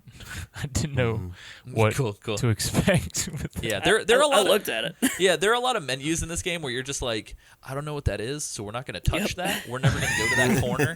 That stays over there. Yeah, it's like whenever you have like a leak in an apartment or something, you're like, we just don't go in that room anymore. Like, but so that's the thing. The directly, so if we're looking at this grid like it's a dial pad for like a telephone, directly above that, which is like the number 2 slot, I guess, we've got outer ops. This is unlocked later on in the game, but effectively this is a system that allows you to take soldiers that you will abduct and convert, Brainwash. and brainwash. These are things that you can send your combat staff to go do, which is pretty neat. It's kind of, was it in Assassin's Creed 2 It or was. Brotherhood? Well, I think it started in Brotherhood. Oh, okay. Yeah. So essentially, you can take your soldiers and send them off on little skirmishes and Right. little missions that have like their own little summary of I events. am a sucker for dumb shit like this. Did you I like did- go I ham did. on I this? did. Yeah, no, yeah. I love this kind of bullshit. Did you guys micromanaging fake people? so you can choose to send, like, there's an achievement for doing the final one, I think, with just humans and like no mechs or anything, which sounds insane. That sounds insane. But you can assign essentially the people. You can also assign vehicles that you procure throughout the game, which get damaged, and then you can like let them heal back over time before you send them back out. And spoiler alert, you get to make your own Metal Gear. You can send your own Metal Gear out to complete missions, which feels kind of counterintuitive to the Which fact really, that Metal Gear is like revealed for the first time in Metal Gear 1. It's like if Yeah. you're just sending that fucker out to go deal with these Yeah. like skirmishes in Afghanistan, like certainly people have seen this before. Right. That's a really good point. I didn't even think about it They're like like that. top secret nuclear deterrent. We got to Yeah. keep it under wraps. And Big Boss is like, "Can you go send it to go get groceries for us?" yeah, we needed to pick up the dry cleaning. Can you make it go do that? Yeah. Sam, what were you saying before I cut you off? I'm sorry. I can't remember. Okay. Ooh. But yeah, so that's sort of the outer ops thing. Oh no, I remember. Okay. I remember. I'd love because when you assign it, the way that the outer ops work is that you assign people to squads, and the more people you assign or the more mechs you assign to your squad, there you have a yellow circle that increases in size the more the more like strength your squad is. And the whole goal of it is to make your yellow circle, bigger than the mission's red circle. And if you put Metal Gear on there, the circle is just like, wah, like here you go, win everything. The circle goes, ooh, wah, ah, ah, and you're just like, all right. It's pretty dope. You also get rewards. So whenever it's actually kind of interesting. So they won't finish their mission until you go complete a snake mission or an extra op or whatever. And there are certain extra ops where you can't play as Snake. You have to play as one of your members of your combat team, and you can't select combat team members if they're already in the outer ops, which is cool. So all these systems kind of work together. But whenever you finish an extra op or a main mission op, you'll get a notification that says, like, hey, your team completed their mission. And whenever you go in, you can opt into, hey, I want to see like a visual representation of how the skirmish went down, which is really neat. Or you can say, oh, fast forward through that shit, just show me like a text breakdown, and it'll say like you got some rewards. So it'll be like you can now research a new thing, or you got a new volunteer from the effort or whatever. I find it really stressful to watch the little images of your soldiers like shooting each other and their health going down, because the whole time I'm like, no, survive. So I did it a few times, but I mainly skipped it and said, just give me the text breakdown. Yeah. Yeah, I loved watching it though, because it was like all this weird turn-based thing, and it kind of felt like a Final Fantasy a little bit, like like one of the old NES Final Fantasies. Yeah, totally. And it's fun stuff too, because it's like your little dudes, like it'll be like they used their M16, but then sometimes it'll be like they threw a grenade, and you like see them kind of react. And every time a tank shoots, like I'm always holding my breath. I'm like miss, miss, miss, miss, unless it's my tank. But yeah, it's pretty neat. Outside of that, we have this R&D development function, which is the, I guess it's not the number 3 spot. The number 3 spot that's in the top right, what is that? I think it's the trade. So trade is the top right slot. No, the top right is recruit. Oh, okay, yeah. So let's camp out on that real quick. So recruit, I believe, again, this is kind of a holdover from the portable nature of the game. Every time I did it, I only got the 1. Maybe I'm doing it wrong, but I think based on how it works is that, like, it sends some sort of signal to test the network that you're on, or if there are other users around you or something. And based on that sort of like ad hoc pinging, it'll say, hey, we found a new recruit, and then Snake has to like battle them Fight Club style on the beach. Yeah. And then if you punch them enough, they're like, which hurt me feels more, dog, weird. I love you. It feels weird to do it on the beach though, because they gave up the beach for Mother Base. Like, why isn't it happening on like the platform there? Yeah, which they have a map for, because we see the platform later on in the game. Yeah, it's weird. So anyway, so there's recruitment, and then bottom middle left we've got Can you guys tell we put time into this, because we can all fucking recite this from memory? Like, I'm not even looking at an image right now. We're just crazy people. So middle left, we've got R&D and development, which is signified by this little wrench icon. And the way that this works is as you capture soldiers and send them to Mother Base, if they've got stats in certain fields, you can send them to like the R&D department, the medicine department. There's a mess hall. There's combat. And there is intel. I believe those are the 5. Yeah. And then there's also a sick bay, a brig for naughty boys that need to get spankings. And then there's like a waiting room. You buddy. And then you're fired. People that are garbage, which you have to do because each of the departments, other than combat, can only hold 50 people, and then the combat can hold 100. Yeah. So as you get towards the end of the game and sort of the post-game stuff, you're going to be capturing bucket loads of boys. And you're going to run out of space in your departments. So you're going to have to, like, fire your weakest links or send them to, like, a trade weight room. They, whenever you fire them, do you think Big Boss San was inspired by President San? Ooh. Yeah, with his, you're fired. Yeah, it definitely sounds like a Celebrity Apprentice thing or something. But, yeah, so the other interesting thing, too, which I want to camp out on real quick just for you guys, because I don't think you guys are aware of this. So the soldier recruitment assignment gameplay actually started in Portable Ops. The thing about Portable Ops that sucked, so Big Boss was working with a young Roy Campbell, and they were building up their little army of dudes to try and, like, deal with this, like, weird resistance movement that was happening. It was like a U.S. government staged thing. Kind of renegade shit from special forces units. Anyway, the way that it worked in that game was every map had a truck on the map, and you had to like knock the dudes out and then manually drag them to the truck. Yeah. Oh God. So effectively, you would have to trank the guys or put them to sleep or put them in a chokehold or whatever, and then manually drag them to the truck every time. Have Snake do an animation where he threw them in the truck, and then you'd hear Roy Campbell message you and say, "All right, Snake, we got him," or whatever. It was a nightmare. That's terrible. How far were you usually having to drag these people? So the maps were about as big as they are on this. Fuck so that. Sometimes you'd have to drag them back through like the whole map to get to the truck. What a nightmare.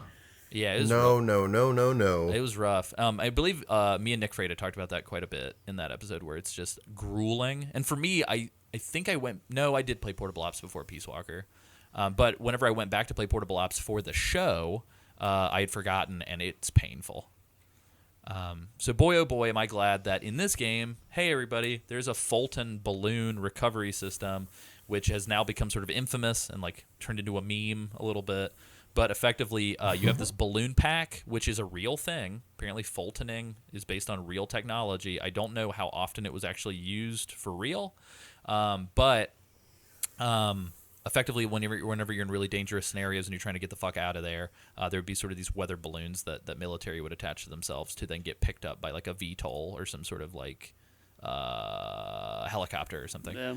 But yeah, so it feels really dangerous and experimental. Yeah, it can kill people, and it does. So in Metal Gear Solid Peace Walker, when you trank people and you Fulton them, or if you hurt people and you Fulton them, they just always get picked up. In 5, if you hurt somebody badly and you Fulton them, it'll show you a success percentage. Ooh. And sometimes the guys will die in transit like because that. they just couldn't take it. It's good. It's a good mechanic.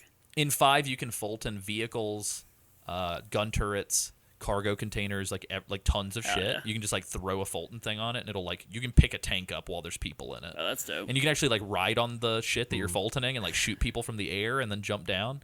But awesome. in this game, you can only Fulton soldiers, I believe. There are Fulton mines that you can get where it gasses everybody in a certain area and Fultons all of them at once. There's the Fulton backpack thing that you throw on people that you can upgrade up to rank 5, I think. And then there's a Fulton version of the Carl Gustav rocket launcher, and so you can just Fulton people with a rocket launcher. But yeah, so you use that to recruit people, which, yeah, it's great. It's addicting. It feels like Pokemon. Yeah. I spent probably got through like all of chapter 1 before like realizing like, oh, I need to do more of this. Like I did not pick up on how important some of the base building stuff was going to be when I started the game, and like quickly was like, oh, I need to course correct. Yeah, it locks your equipment behind the R&D development team. Yeah. So you get GMP, which I can't remember what it stands for. I think it's like Global Military Points or something. But you get GMP for having people in your combat unit, and you get lower like a morale meter for not having people in the mess hall to feed those people that are giving you GMP. And then you use the GMP to pay for research to unlock weapons. And, like, it's fucking everything. So, like, you've got different weapons hidden behind it. You've got different items, like certain types of rations and certain types of health items and boxes and even, like, sound equipment. Like, all kinds of shit is locked behind the R&D. So much so that, like, I put, like, 30 hours into this game and I'm still unlocking new shit to research.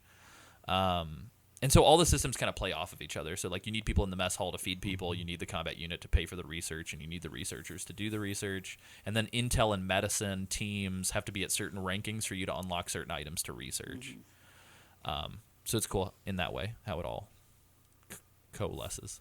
The Assassin's Creed influence is not just in the outer ops. There's actually an Assassin's Creed tie-in item in the game. Oh, yeah? So, James, I don't know if you got it or really? not. I don't think I did. Yeah, so in I can't remember. It is the mission right before you fight Cocoon when you're going through that little processing plant or whatever. When you go up on one of the buildings, it'll prompt you with triangle to dive. Yeah. And when you do it, Snake dives into a bale of hay, and then you unlock a bale of hay box as an item. And Miller says something like, ancient assassins used this technique many years ago. Yeah. That's hilarious. Further tying into in Metal Gear Solid 4, Snake has an unlockable Altair costume. Oh, that's dope. Yeah. Yeah, that's Wow. hilarious. So. All my favorite things in one place. Oh yeah. So that's all the staff stuff. Real quick, just to tie in. Wait, really quick. The very like flat way you said all of my favorite things in one place was excellent. I just wanted to call that out for a second. James unironically does really enjoy Assassin's Creed. I love it. So. It's really good. Oh, I do too. I think Assassin's Creed is great. Welcome to the Assassin's Creed podcast.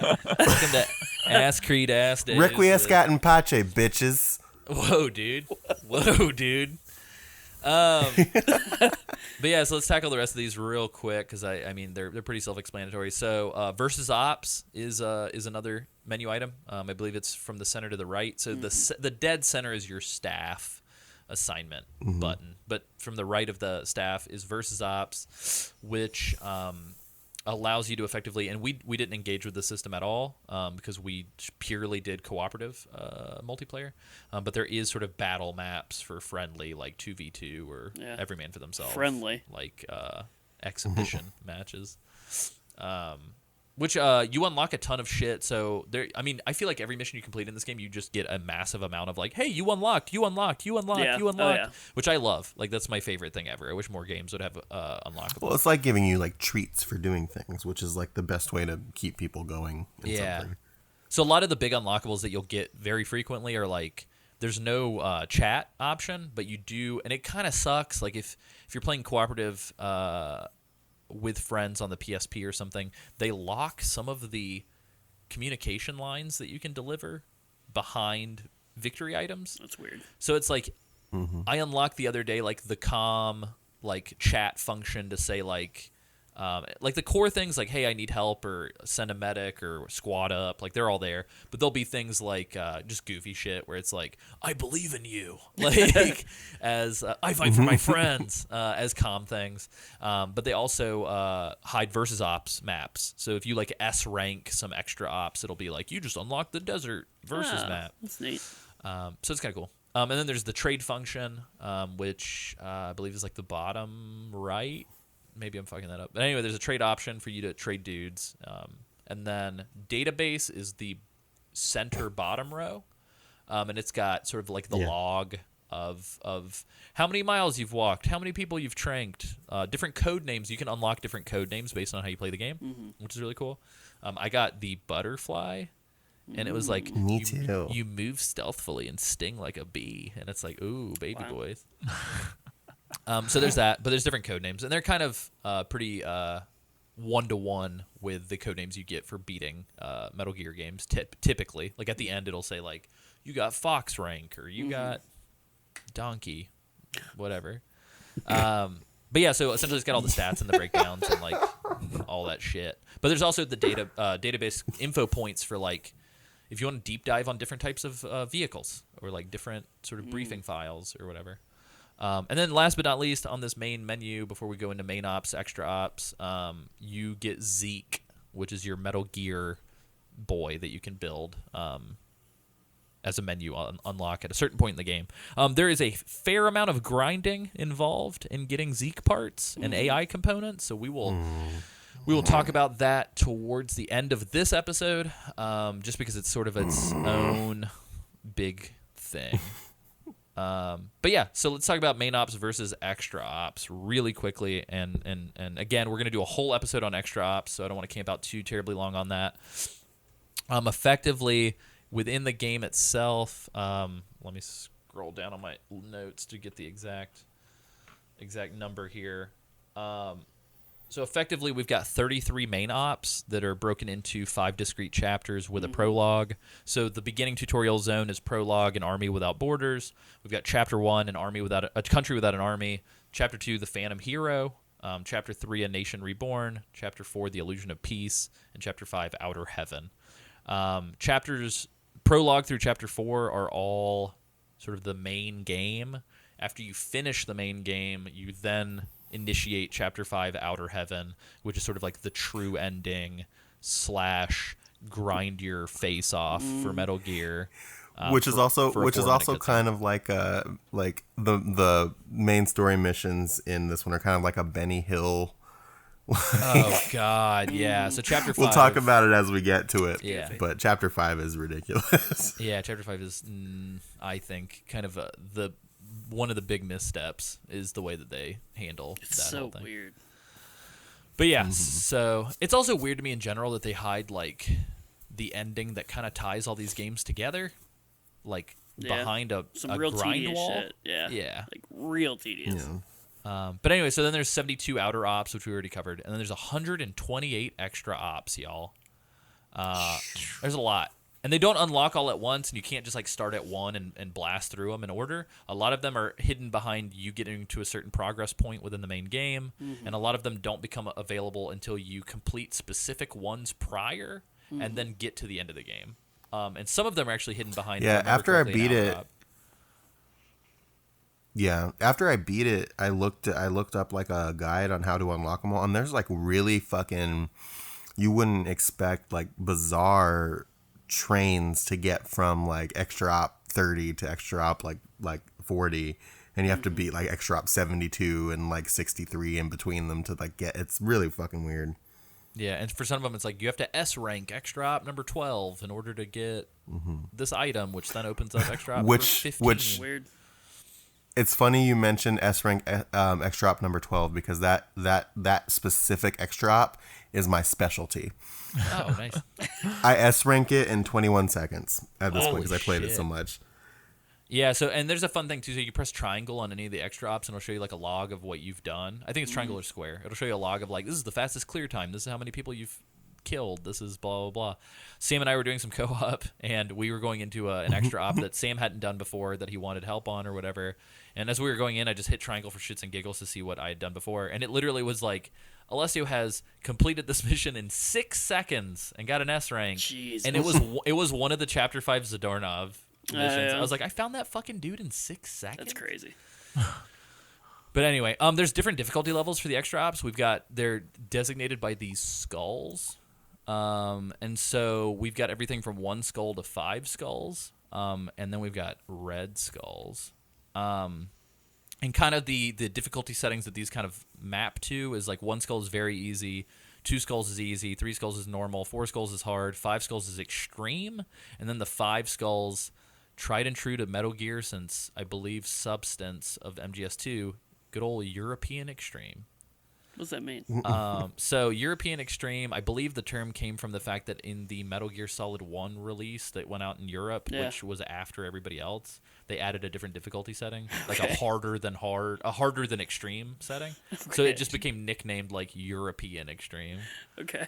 And then there's a question mark for the skull setting, which only appears for the mock Zeke battle that you can get as an extra op, and the MSF entrance exam that we talked about with the recruitment. Yeah, the mock Zeke battle's fun because as you unlock parts for Zeke, you can actually like fight your Metal Gear to like test it to see how dope it is. It's neat. But yeah, so just to kind of talk about this system a little bit, before you enter the missions, there's a mission briefing section where you can look at the briefing cassette tapes. Instead of codec calls, this game does something interesting where the codec within the missions themselves is just context sensitive. So like if you're fighting a certain boss and you hit call codec, yes, no, Miller will say try shooting it here or whatever. So it's all context sensitive. You can't choose who you talk to. But in the mission briefing section, there will be cassette tapes where they speak at length, and you can also just wait and listen to like all of them at your own leisure, which MGS5 will do this as well, which I really enjoyed because you can kind of do these story downloads.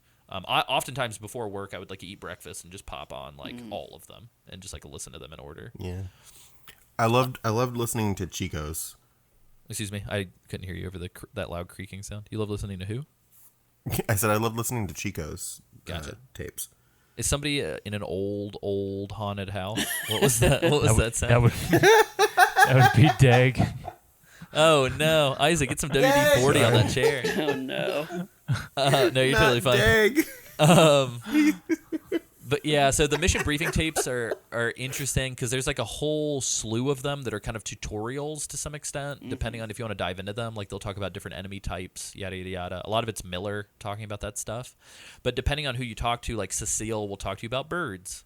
Chico will talk to you about like UFOs and like weird Random monsters. shit. Like cryptids and shit. Like yeah, it kind of Chico's a conspiracy theorist. Yep. Chico listens to Alex Jones, but effectively they kind of take the place of like the goofy paramedic movie stuff or whatever, like the deep dive Natasha Romanenko nuclear technology stuff. But yeah, so effectively there's those, but there are also like secret hidden ones.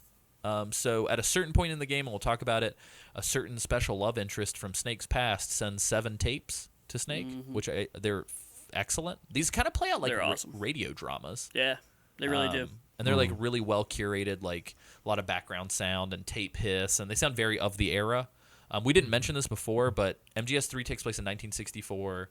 MGS Peace Walker takes place in 1974, and the Metal Gear Solid 5 takes place in 1984. So there's like a good 10-year gap between each of these games. So this one's very 70s aesthetic.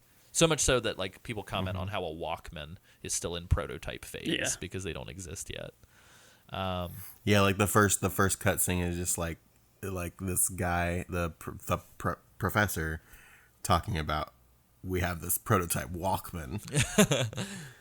It's like whoa. Yeah, dope. But yeah, so there's some hidden mission briefing tapes too, which we'll talk about whenever we get to them. But it's sort of like as you're refighting bosses to grind for Metal Gear parts, you can get secret cassette tapes from a character named Strangelove and another character named Paz. And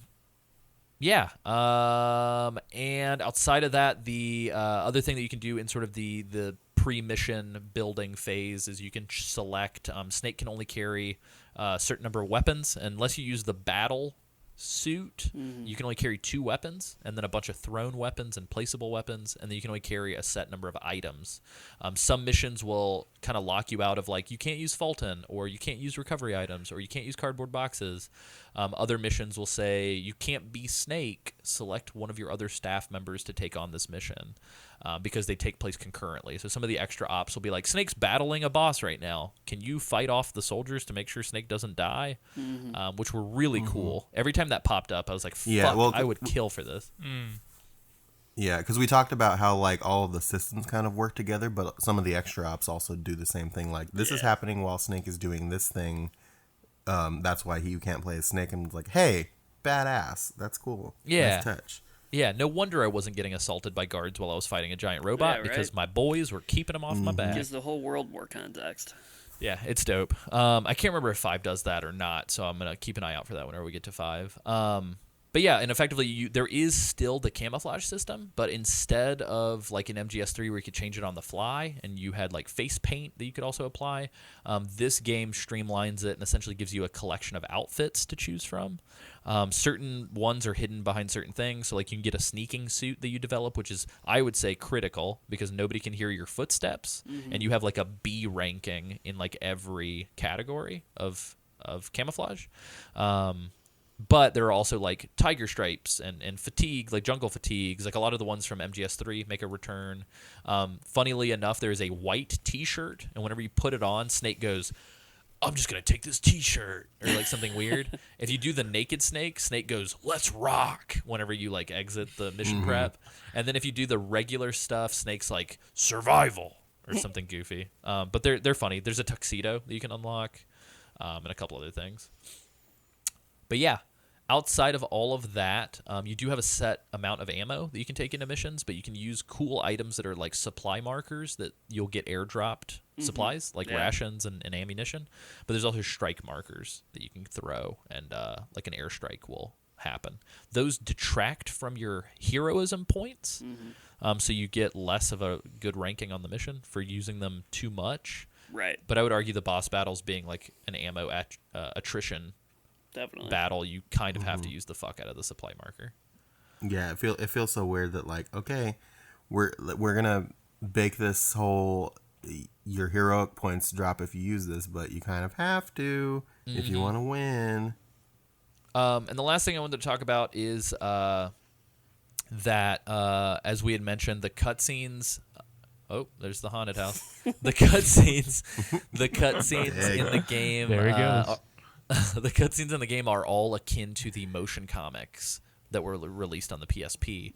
So listed as a guest artist, though I would argue that Ashley Wood just is the fucking who is a artist. man, Alessio. Yeah, who is a man.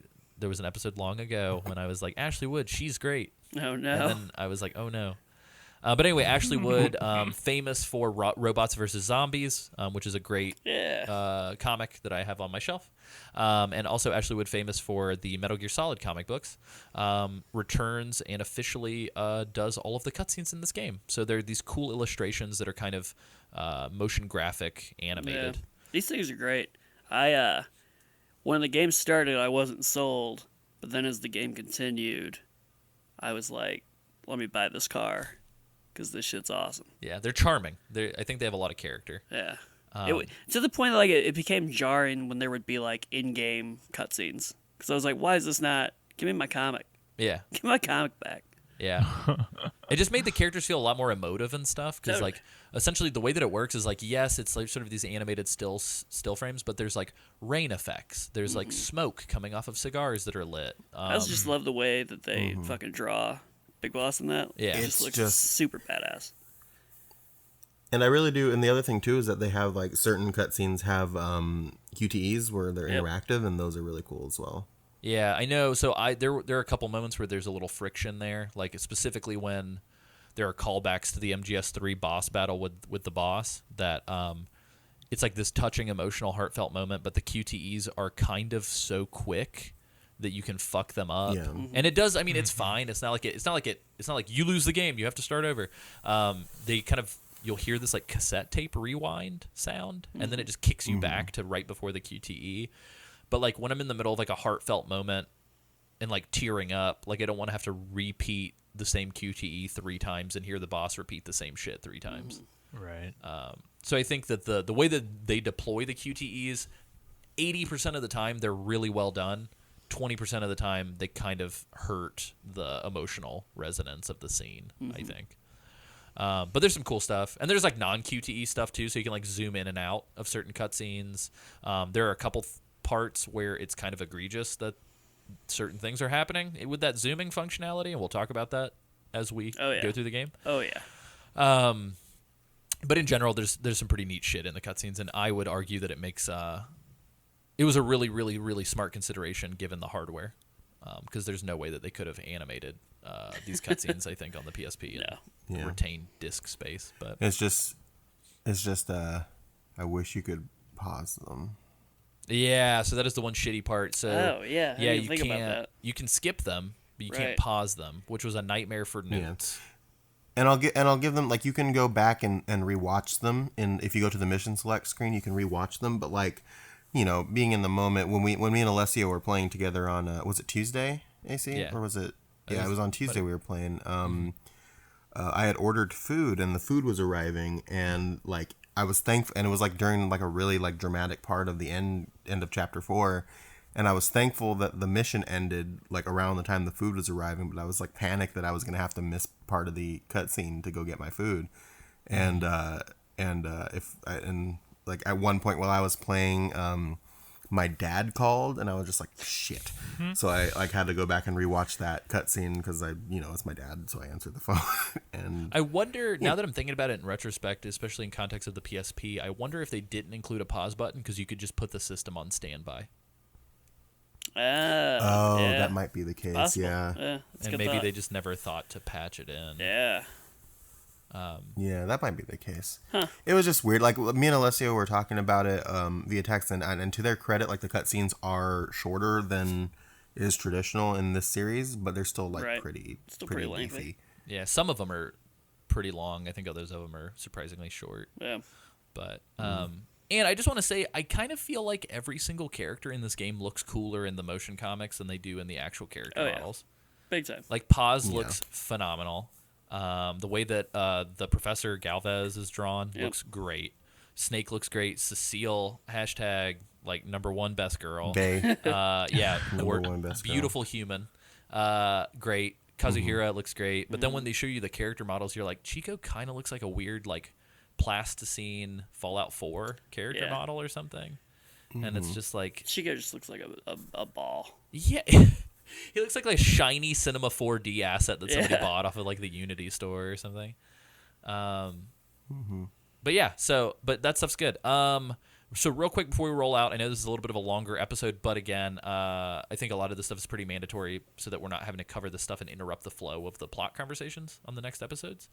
Real quick, I did want to do a quick roundtable. I'm going to say quick 17 more times. I'm going to do a quick roundtable with you guys. Just talk about how you guys approached it, because I know we've been kind of skirting around this, but I just wanted to hear from specifically like the three of you guys, because this is all your first sort of rodeo with this game. Yeah. Kind of how you approached playing the game, even from like a grand scale. Like, did you find it that like you could get in 2 missions in the morning before work? Did you play through this like all in bulk? Did you do extra ops between main ops? Did you kill everybody? Like, Yeah. and so I guess starting with James, who was like the most fresh to all of this. What was your sort of approach? Yeah, so I would typically, what I would do is I'd play the game at night, like after work, and then in the morning, when I was like getting ready and things, I would like listen to like codec files and things like that, just get more story out of it. But I feel like I played the beginning parts in like a very poor way where I was essentially killing everybody, and just like indiscriminately murdering everybody that I came into contact with. Like I couldn't be bothered to sneak, so I was like, I'm just gonna blow through this. James And then, is like stealth game bullshit. Yeah. and then I would, Because the but game but very then- much, then I like, would waste more time encourages because you I'd to be be hiding to make stealthy. the alert go down because I couldn't progress until the alert went down, and I was like, all right, And eventually, like, I realized, like, R&D is super important, so I started shrinking people and folding them out of there so I could get more people in my base, but that came a little bit later than it probably should have. I also would get, like, chastised. Like, I would randomly, like, use the codec and pause and be there, and she's like, I can't believe you killed those people. You're a monster. And I'm like, fuck you, kid. Get away from me. So James was saying, fuck you, kid, get away from me. But Big Boss was saying, fuck you, kid, come over here. Oh, no. Oh. Oh, gross. Yeah. Spoiler alert. Did anybody Hopefully- did anybody aside from me and Alessio play that extra op, by the way? I looked one? it up. I watched a video. There's an extra op. Talking about the Can we date? talk? Do you want to save this, Alessio, or do you want to talk about it now? Yeah, so let's talk about it. So, and I guess we should probably clarify real quick with the side ops, the extra ops, all the different sort of situations. They're called side ops in 5, right? Or are they always extra Yeah. ops? I can't remember. Anyway, Well, no, they were called side ops because that's why we named our episode that's side right. ops. hopefully this isn't like a weird Berenstein Bear like Oh, Mandela no. effect situation. Oh no, Berenstain. Anyway, so the extra ops come in a couple different flavors. There's like shooting range extra ops. There's target hit sort of things where it's like you have a limited time, but if you shoot the targets and you get headshots, you get like extra time. There is a Fulton recovery style thing where it's like you have to Fulton everybody to complete the extra op. There's item destruction, like blow up a target, steal all the items, get the fuck out of there. There are a couple of like there's vehicle battles, so it's like you battle the vehicles. The vehicles will have like a shit ton of dudes that are protecting them. You can either trank all the dudes and then trank the driver of the car, or you can just fucking kill everybody and destroy the vehicle. There are sort of remixed boss battles that appear in the extra ops, and there's goofier stuff like taking pictures of ghosts and like finding treasure and fighting dinosaurs. There's like a balloon popping game where like you'll hang out in one spot and they'll just like have soldiers with Fulton balloons slowly fly past you and you shoot the balloons to pop them. There's weird shit. One of my favorite ones is actually called like one shot or single shot, where you have a single bullet and you have to kill 12 dudes in a vehicle like with one bullet. And so it's like all Jeez. kind of strategically like wait for everybody to get in the exact configuration and then shoot the explosives and then it Yeah. triggers like a chain reaction. It's really cool. That's awesome. It reminds me of those like Newgrounds like Flash games, Yeah, the yeah, sniper yeah. Flash games. Definitely. But there's a large variety of extra ops to do really cool shit. However, there are 2 extra ops that are dates. One of them is a date with Miller, which is really funny. So there are secret ways. The game does not telegraph this to you. You just have to kind of intuit it or look it up. There are only you get extra things for doing S rank on the 2 dates, and there are only specific ways to unlock them. So for Miller, if you go into the date, and I believe it literally is called like a date with Miller or like Miller date, you go into the extra op shirtless, and you get extra points, and then you get extra points for you and Miller can get into fist fights and beat the shit out of each other on the beach, and it makes Miller like you more for some reason. Yikes. And then I think at the Well, end, there's a whole like the backstory of how Miller like came to be like to join Big Boss kind of explains that a little bit. yeah, so it's like Big Boss like and Big Boss's like little MSF, which is the name of the unit, Militaire Sans Frontier, which is like Sans Soldiers Frontiers, Without yeah. Borders.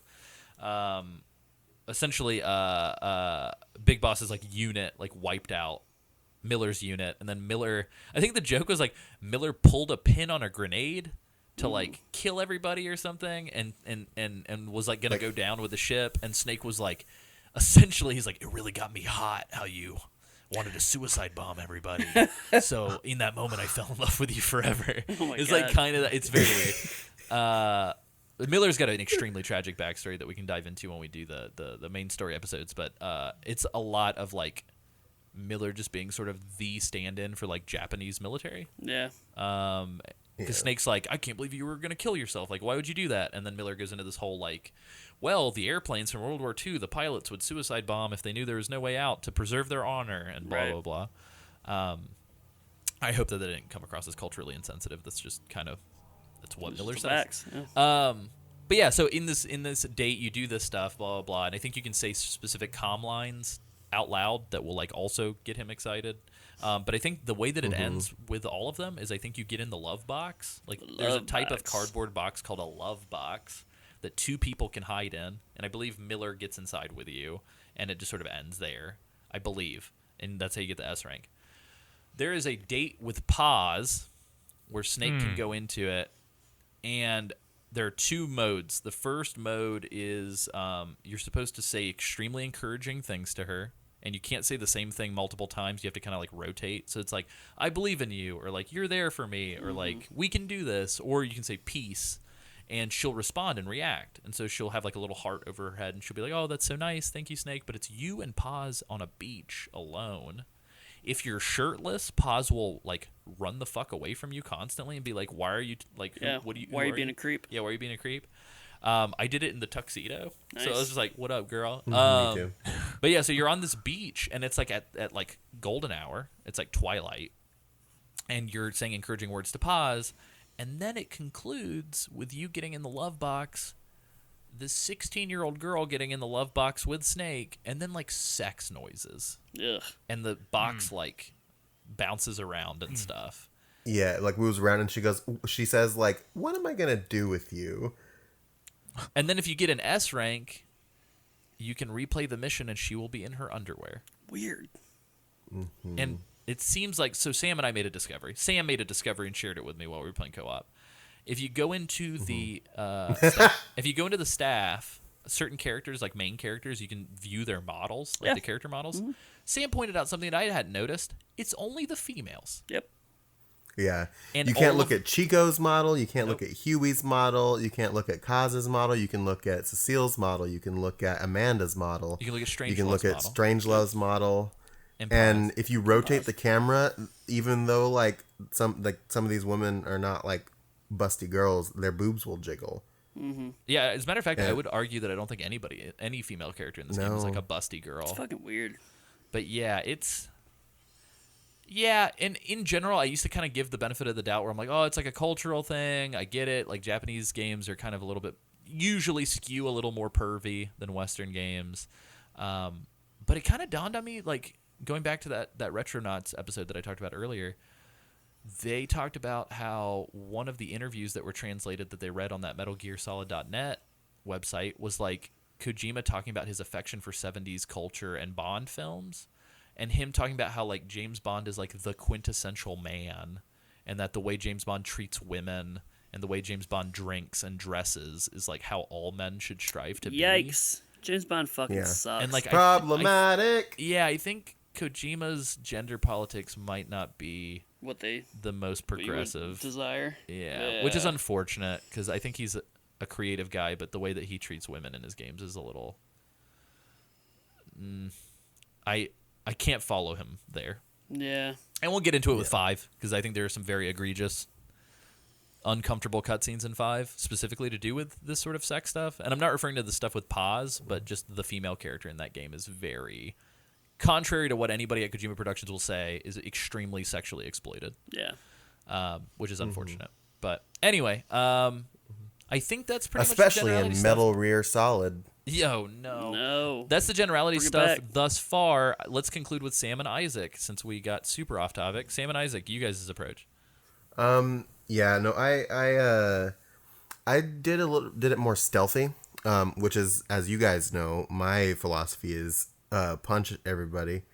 Punch him in the dick, dude. But this one, I I did it all a little bit more stealth in this one, for the most part, which again is, we've talked about, is very beneficial to your development, research and development. But I also feel like the controls were translated into the remaster very directly, I think. From the PSP, they didn't do a lot of changes, really any, I think, changes. They just kind of mapped it to buttons and said, here you go. And I think that that control scheme really lends itself to more of a stealthy approach, I think. Because I think if I was trying to like punch everybody, shoot everybody, kill everybody, I would think I would have been a little bit more frustrated, because I'm not sure that the PSP's control scheme really gives itself to open combat in that way. Yeah, there's not like a dedicated punch button. You have to have Yeah. like a CQC enabled weapon or grenade or something in order to punch. And I think the other big thing is if you press square, you can turn on and off auto aim. Yeah, that fucked me up a bunch. Yeah. So I would, like, accidentally hit square. I don't Yeah, know why I kept it's- hitting square, but, like, I would inevitably hit square and be like, why can't I aim? Yeah. What I think. which it's not a good auto aim. Yeah, I think the reason why we would occasionally hit square is because that's typically a reload button in most games. I bet that is I why I think was the doing reload it. button in this game is circle. Yep. Which, spoiler alert, we all played it on the PS3. But yeah, I think the controls absolutely. I think also the what cameras I wound new, up though. doing was my control scheme was really weird. So I select button was auto aim originally for me. So essentially what I did was I turned off auto aim and I made it so that none of my buttons were auto aim and the select button was the codec. Oh, cool. Yeah, I forgot you could remap the controls. So I just played with the default controls, but nice. Isaac, what was your experience with this game? I know that you mentioned it earlier that like, and I think we kind of talked off mic about this, but you mentioned it earlier that like when you first started playing, you didn't realize that the format was super different, and so you didn't realize how the game saved. So I think you told me you had to replay several missions several times because you just kind of like quit and walked away. Well, granted, it was just like the first mission or whatever. But yeah, I had to play like the tutorial and all that over. And the first mission. I like the idea that you got through the first hour and then just turned off your PlayStation and walked away, and then like had to come back to. Well, it. you know, the little loading logo thing. I could have sworn it said, "When you see this, that means it's auto saving," and so I was like, "Okay, cool," and I let it do its thing, and then I just after I got past like the first two missions, I turned it off, and then when I went to boot it back up, it took me all the way back to the tutorial. I was like, what is happening? No. And it had to do that like admittedly I have to do that like 3 times before I figured out that I actually had to save. Oh no. And yeah, that was kind of depressing to find out that Yeah, that's rough. anyway, Along those lines too, real quick, I wanted to mention. So within the save menu, which like if you press R1 at the main menu, within the save menu, there's an option for transfarring. We should probably talk about that real quick. So transfarring was like a weird Kojima idiocentric phrase that Konami ran with, where for the HD collection existed on the Vita, so you can get Metal Gear Solid 2 and Right. Metal Gear Solid 3 on the Vita, and you can get Peace Walker on the PSP, and then you can get the whole HD collection for console. What you could do if you owned both copies is you could, quote, transfar the data, which like you would USB link your portable to the system, Right. and it would dump your save file onto your portable so you could continue on the go. Yeah, that's neat. I don't know if I remember correctly. I think there were a lot of issues with this. The digital copy, non-physical copy on the Vita, you have to like do some weird shit to your system data for Peace Walker to get it to register the transferring. But if you have like an original PSP copy, I think it's like Yeah. good to go. But anyway, I Interesting. just wanted to mention that when we were talking about saves. yeah. So I figured out the save function. That was great. The first boss battle. The greatest Isaac challenge completed yet. Anyway, on to the gameplay. Isaac gets to the end of chapter 4 and then finally figures out the Oh, save system, no. but he has to start all over again. Isaac played the game like a kid with an N64 and Yeah. no save cart. I trying to thought play you had to go Gauntlet. through it all in one go, you know? What a nightmare. But yeah, I kind of struggled with the gameplay at first because I feel like I was playing in the mindset of 4 because that was the last MGS game that I played, which was a little bit more, I want to say, I don't know, less stealthy than this. I don't know, you could like run and gun pretty easily and get away with things. This one I feel like Yeah. I got alerts out the wazoo and it was crazy at first, and then I feel whoa, excuse me. Then I realized that I should probably crouch walk and hide and Wait a minute, hold on. Isaac's like, this game's so hard, I got alerts out the wazoo, and then it's like, the context being that Isaac is just full sprint running through the jungle. I'm just going from one end to the other. Jeez, No, I was that's just awesome. being less careful, and then I realized, okay, I gotta take this a little slower. And then something just clicked, and I was, one shot and You like just a start loaf. seeing numbers. It's That's like right. a beautiful mind. Isaac's like, I can see the Matrix. Yeah, and I think Isaac witnessed some of this whenever he was over and we were playing some of it together. Give me that trank gun, dude, and I'm hitting fucking headshot one shots from across the map and just like stealth suit, like crouch running through and just like not stopping for anything. Yeah, that stealth suit. Yeah, though. boy. Oh baby. Yeah, the stealth suit and the battle suit and a lot of these suits come back in 5, and they're just like very beautifully like done in the new engine. I bet. They look wonderful. That's awesome. But yeah, I think. Do you guys have anything else to add? I think that's a wrap on the generalities. I do want to mention Yoji Shinkawa did design all the characters for this, so whenever I was like Ashley Wood should be the main artist, I don't want to negate Yoji Shinkawa's awesome art because he also obviously designed all this stuff. But outside of that, did you guys want to mention anything that's sort of big picture, macro scale systems discussions before we dive into the next episodes? All right. No. Cool. Awesome. So, as mentioned, we are going to be covering on the next episode the part 1 of the story. Episode after that will be part 2 of the story, and then we'll be doing an episode completely dedicated to co-op functionality and our experiences with it, as well as extra ops. Again, we're going to kind of pick our favorites and kind of go through them that way, and just kind of have everybody maybe report back with like 4 or 5 of their favorite extra ops. We may not dive into all of them, so if you have a favorite one, definitely let us know, because the final episode of the season is listener responses. Unfortunately, if you are hearing this, we have already collected those, but if you write in after the fact, we will either dedicate an extra op to it or make sure to read them on an appropriate future episode. Before we get into plugs, as always, you guys can help support the show by going to patreon.com/Metal Gear Mondays. We are also, we've got a merch shop that Sam runs. Sam, what is that link? Yeah, you can go to bit.ly/MGM store. It's a shirts and pillow in there and Selling a pillow? mugs and all kinds of stuff. It's real good. We've had several people purchase shirts in the past, and I want to, if you purchase something, and the post future. up, let us know. Yeah, in the future, post up, let us know. I think hold on, there was one person that had purchased stuff. Who was that? Was it Matt I'll Smith? let you look I know Matt Smith did, but we've also had some people post to the Facebook page.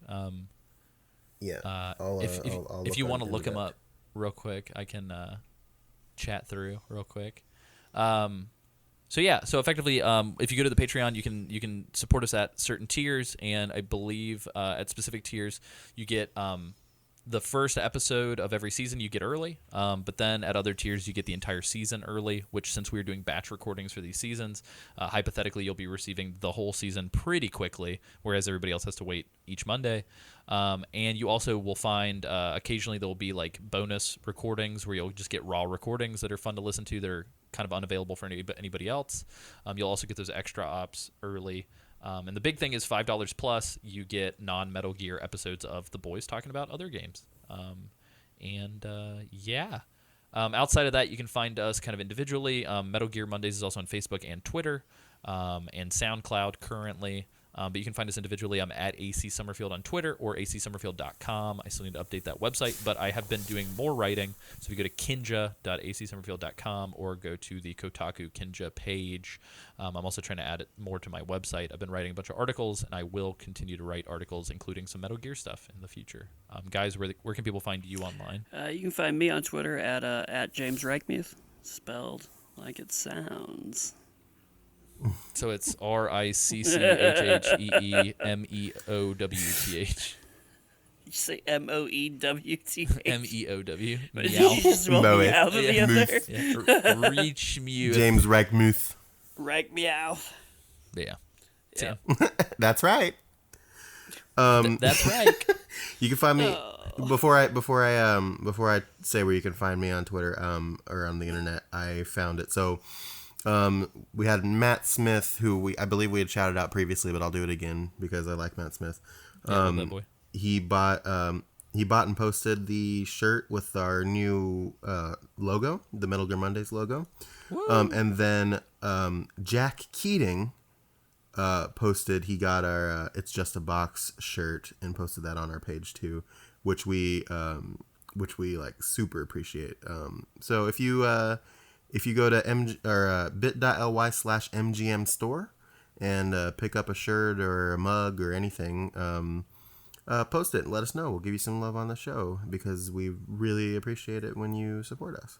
Mm-hmm. And all of those funds go directly to the Sam Wright Foundation for fledgling artists. I buy my cocaine with it, so I need you to keep fueling my habit. Yep. No, that's not what happens. Yeah. But yeah, you can find me on Twitter at Sanjul, SANJUUL. I'm posting really, really good content. There was a time where I just didn't use Twitter a lot, but I'm doing my best to like keep using it, and I think I'm doing a good job. Can I read you my most recent 2 tweets? Go ahead. Okay, so this one is food for thought. Calling your sexy partner daddy is real weird, but imagine if people said mommy too. Okay, I'm gonna go die now. And then my most recent one is, don't you just hate it when lights try to guide you home and ignite your bones? Like, pick one, am I right? Hashtag fix you. So I'm really just putting off 100% A+ quality content on my Twitter, so you should go follow me on there. And I'm also working on like some other like side projects that I'm developing at the moment, and when that happens, that's where I'm going to tell people about it. So keep an eye out for that. Sam's using his R&D team of kidnapped adults to develop a new project. Mm-hmm. Isaac, Hey, where can people find you? Do you want to be found? you can find me. I'm okay. I'm very approachable these days. I'm okay. You can find him in real life. Yeah, good luck. Come find me at these coordinates. Those some GPS coordinates. Minus 71.28367. No, I'm just kidding. If you go to Grupp's Tavern, you can find me, and I will show you where the treasure is hidden. We're still waiting for him to tweet. It's been a long time. His last tweet was on March 2nd, 2017. @ doesn't have a twit. He joined Twitter in December 2015. Yeah, no. That's a long time ago. He joined Twitter. He joined Twitter in December 2015. His first tweet was on May 5th, 2016, which is I'm a bleepy bloppy was his first ever tweet. And he hasn't tweeted since March 2nd, 2017. Yeah. We're not sure what we can do to get him to do it at this point. Please send help. What was his last tweet? His last tweet. Okay, hold on. I'll be there in a second. Sam, I thought you his were the last tweet. master. Read it to me. His last tweet is, "I am eternally grateful for all the men and women in my life, especially Rick W. Funderburk. Hashtag 5 for 50. Hashtag 5450. Hashtag MGM. Hashtag nothing after it, just the pound symbol." Wow. just a stray hashtag. Nice. Hashtag. Well, yeah, you guys. So this has been our first episode on Peace Walker. I'm really excited to dive into the story stuff and just overall, after the part 2, talk about our feelings on this game. Yeah. So enjoy and welcome back. Vic Boss. Whatever. Welcome back. Welcome back. Oh, Sam, real quick. So when we were doing co-op, we got into a tank, but what was that tank made out of? It was made.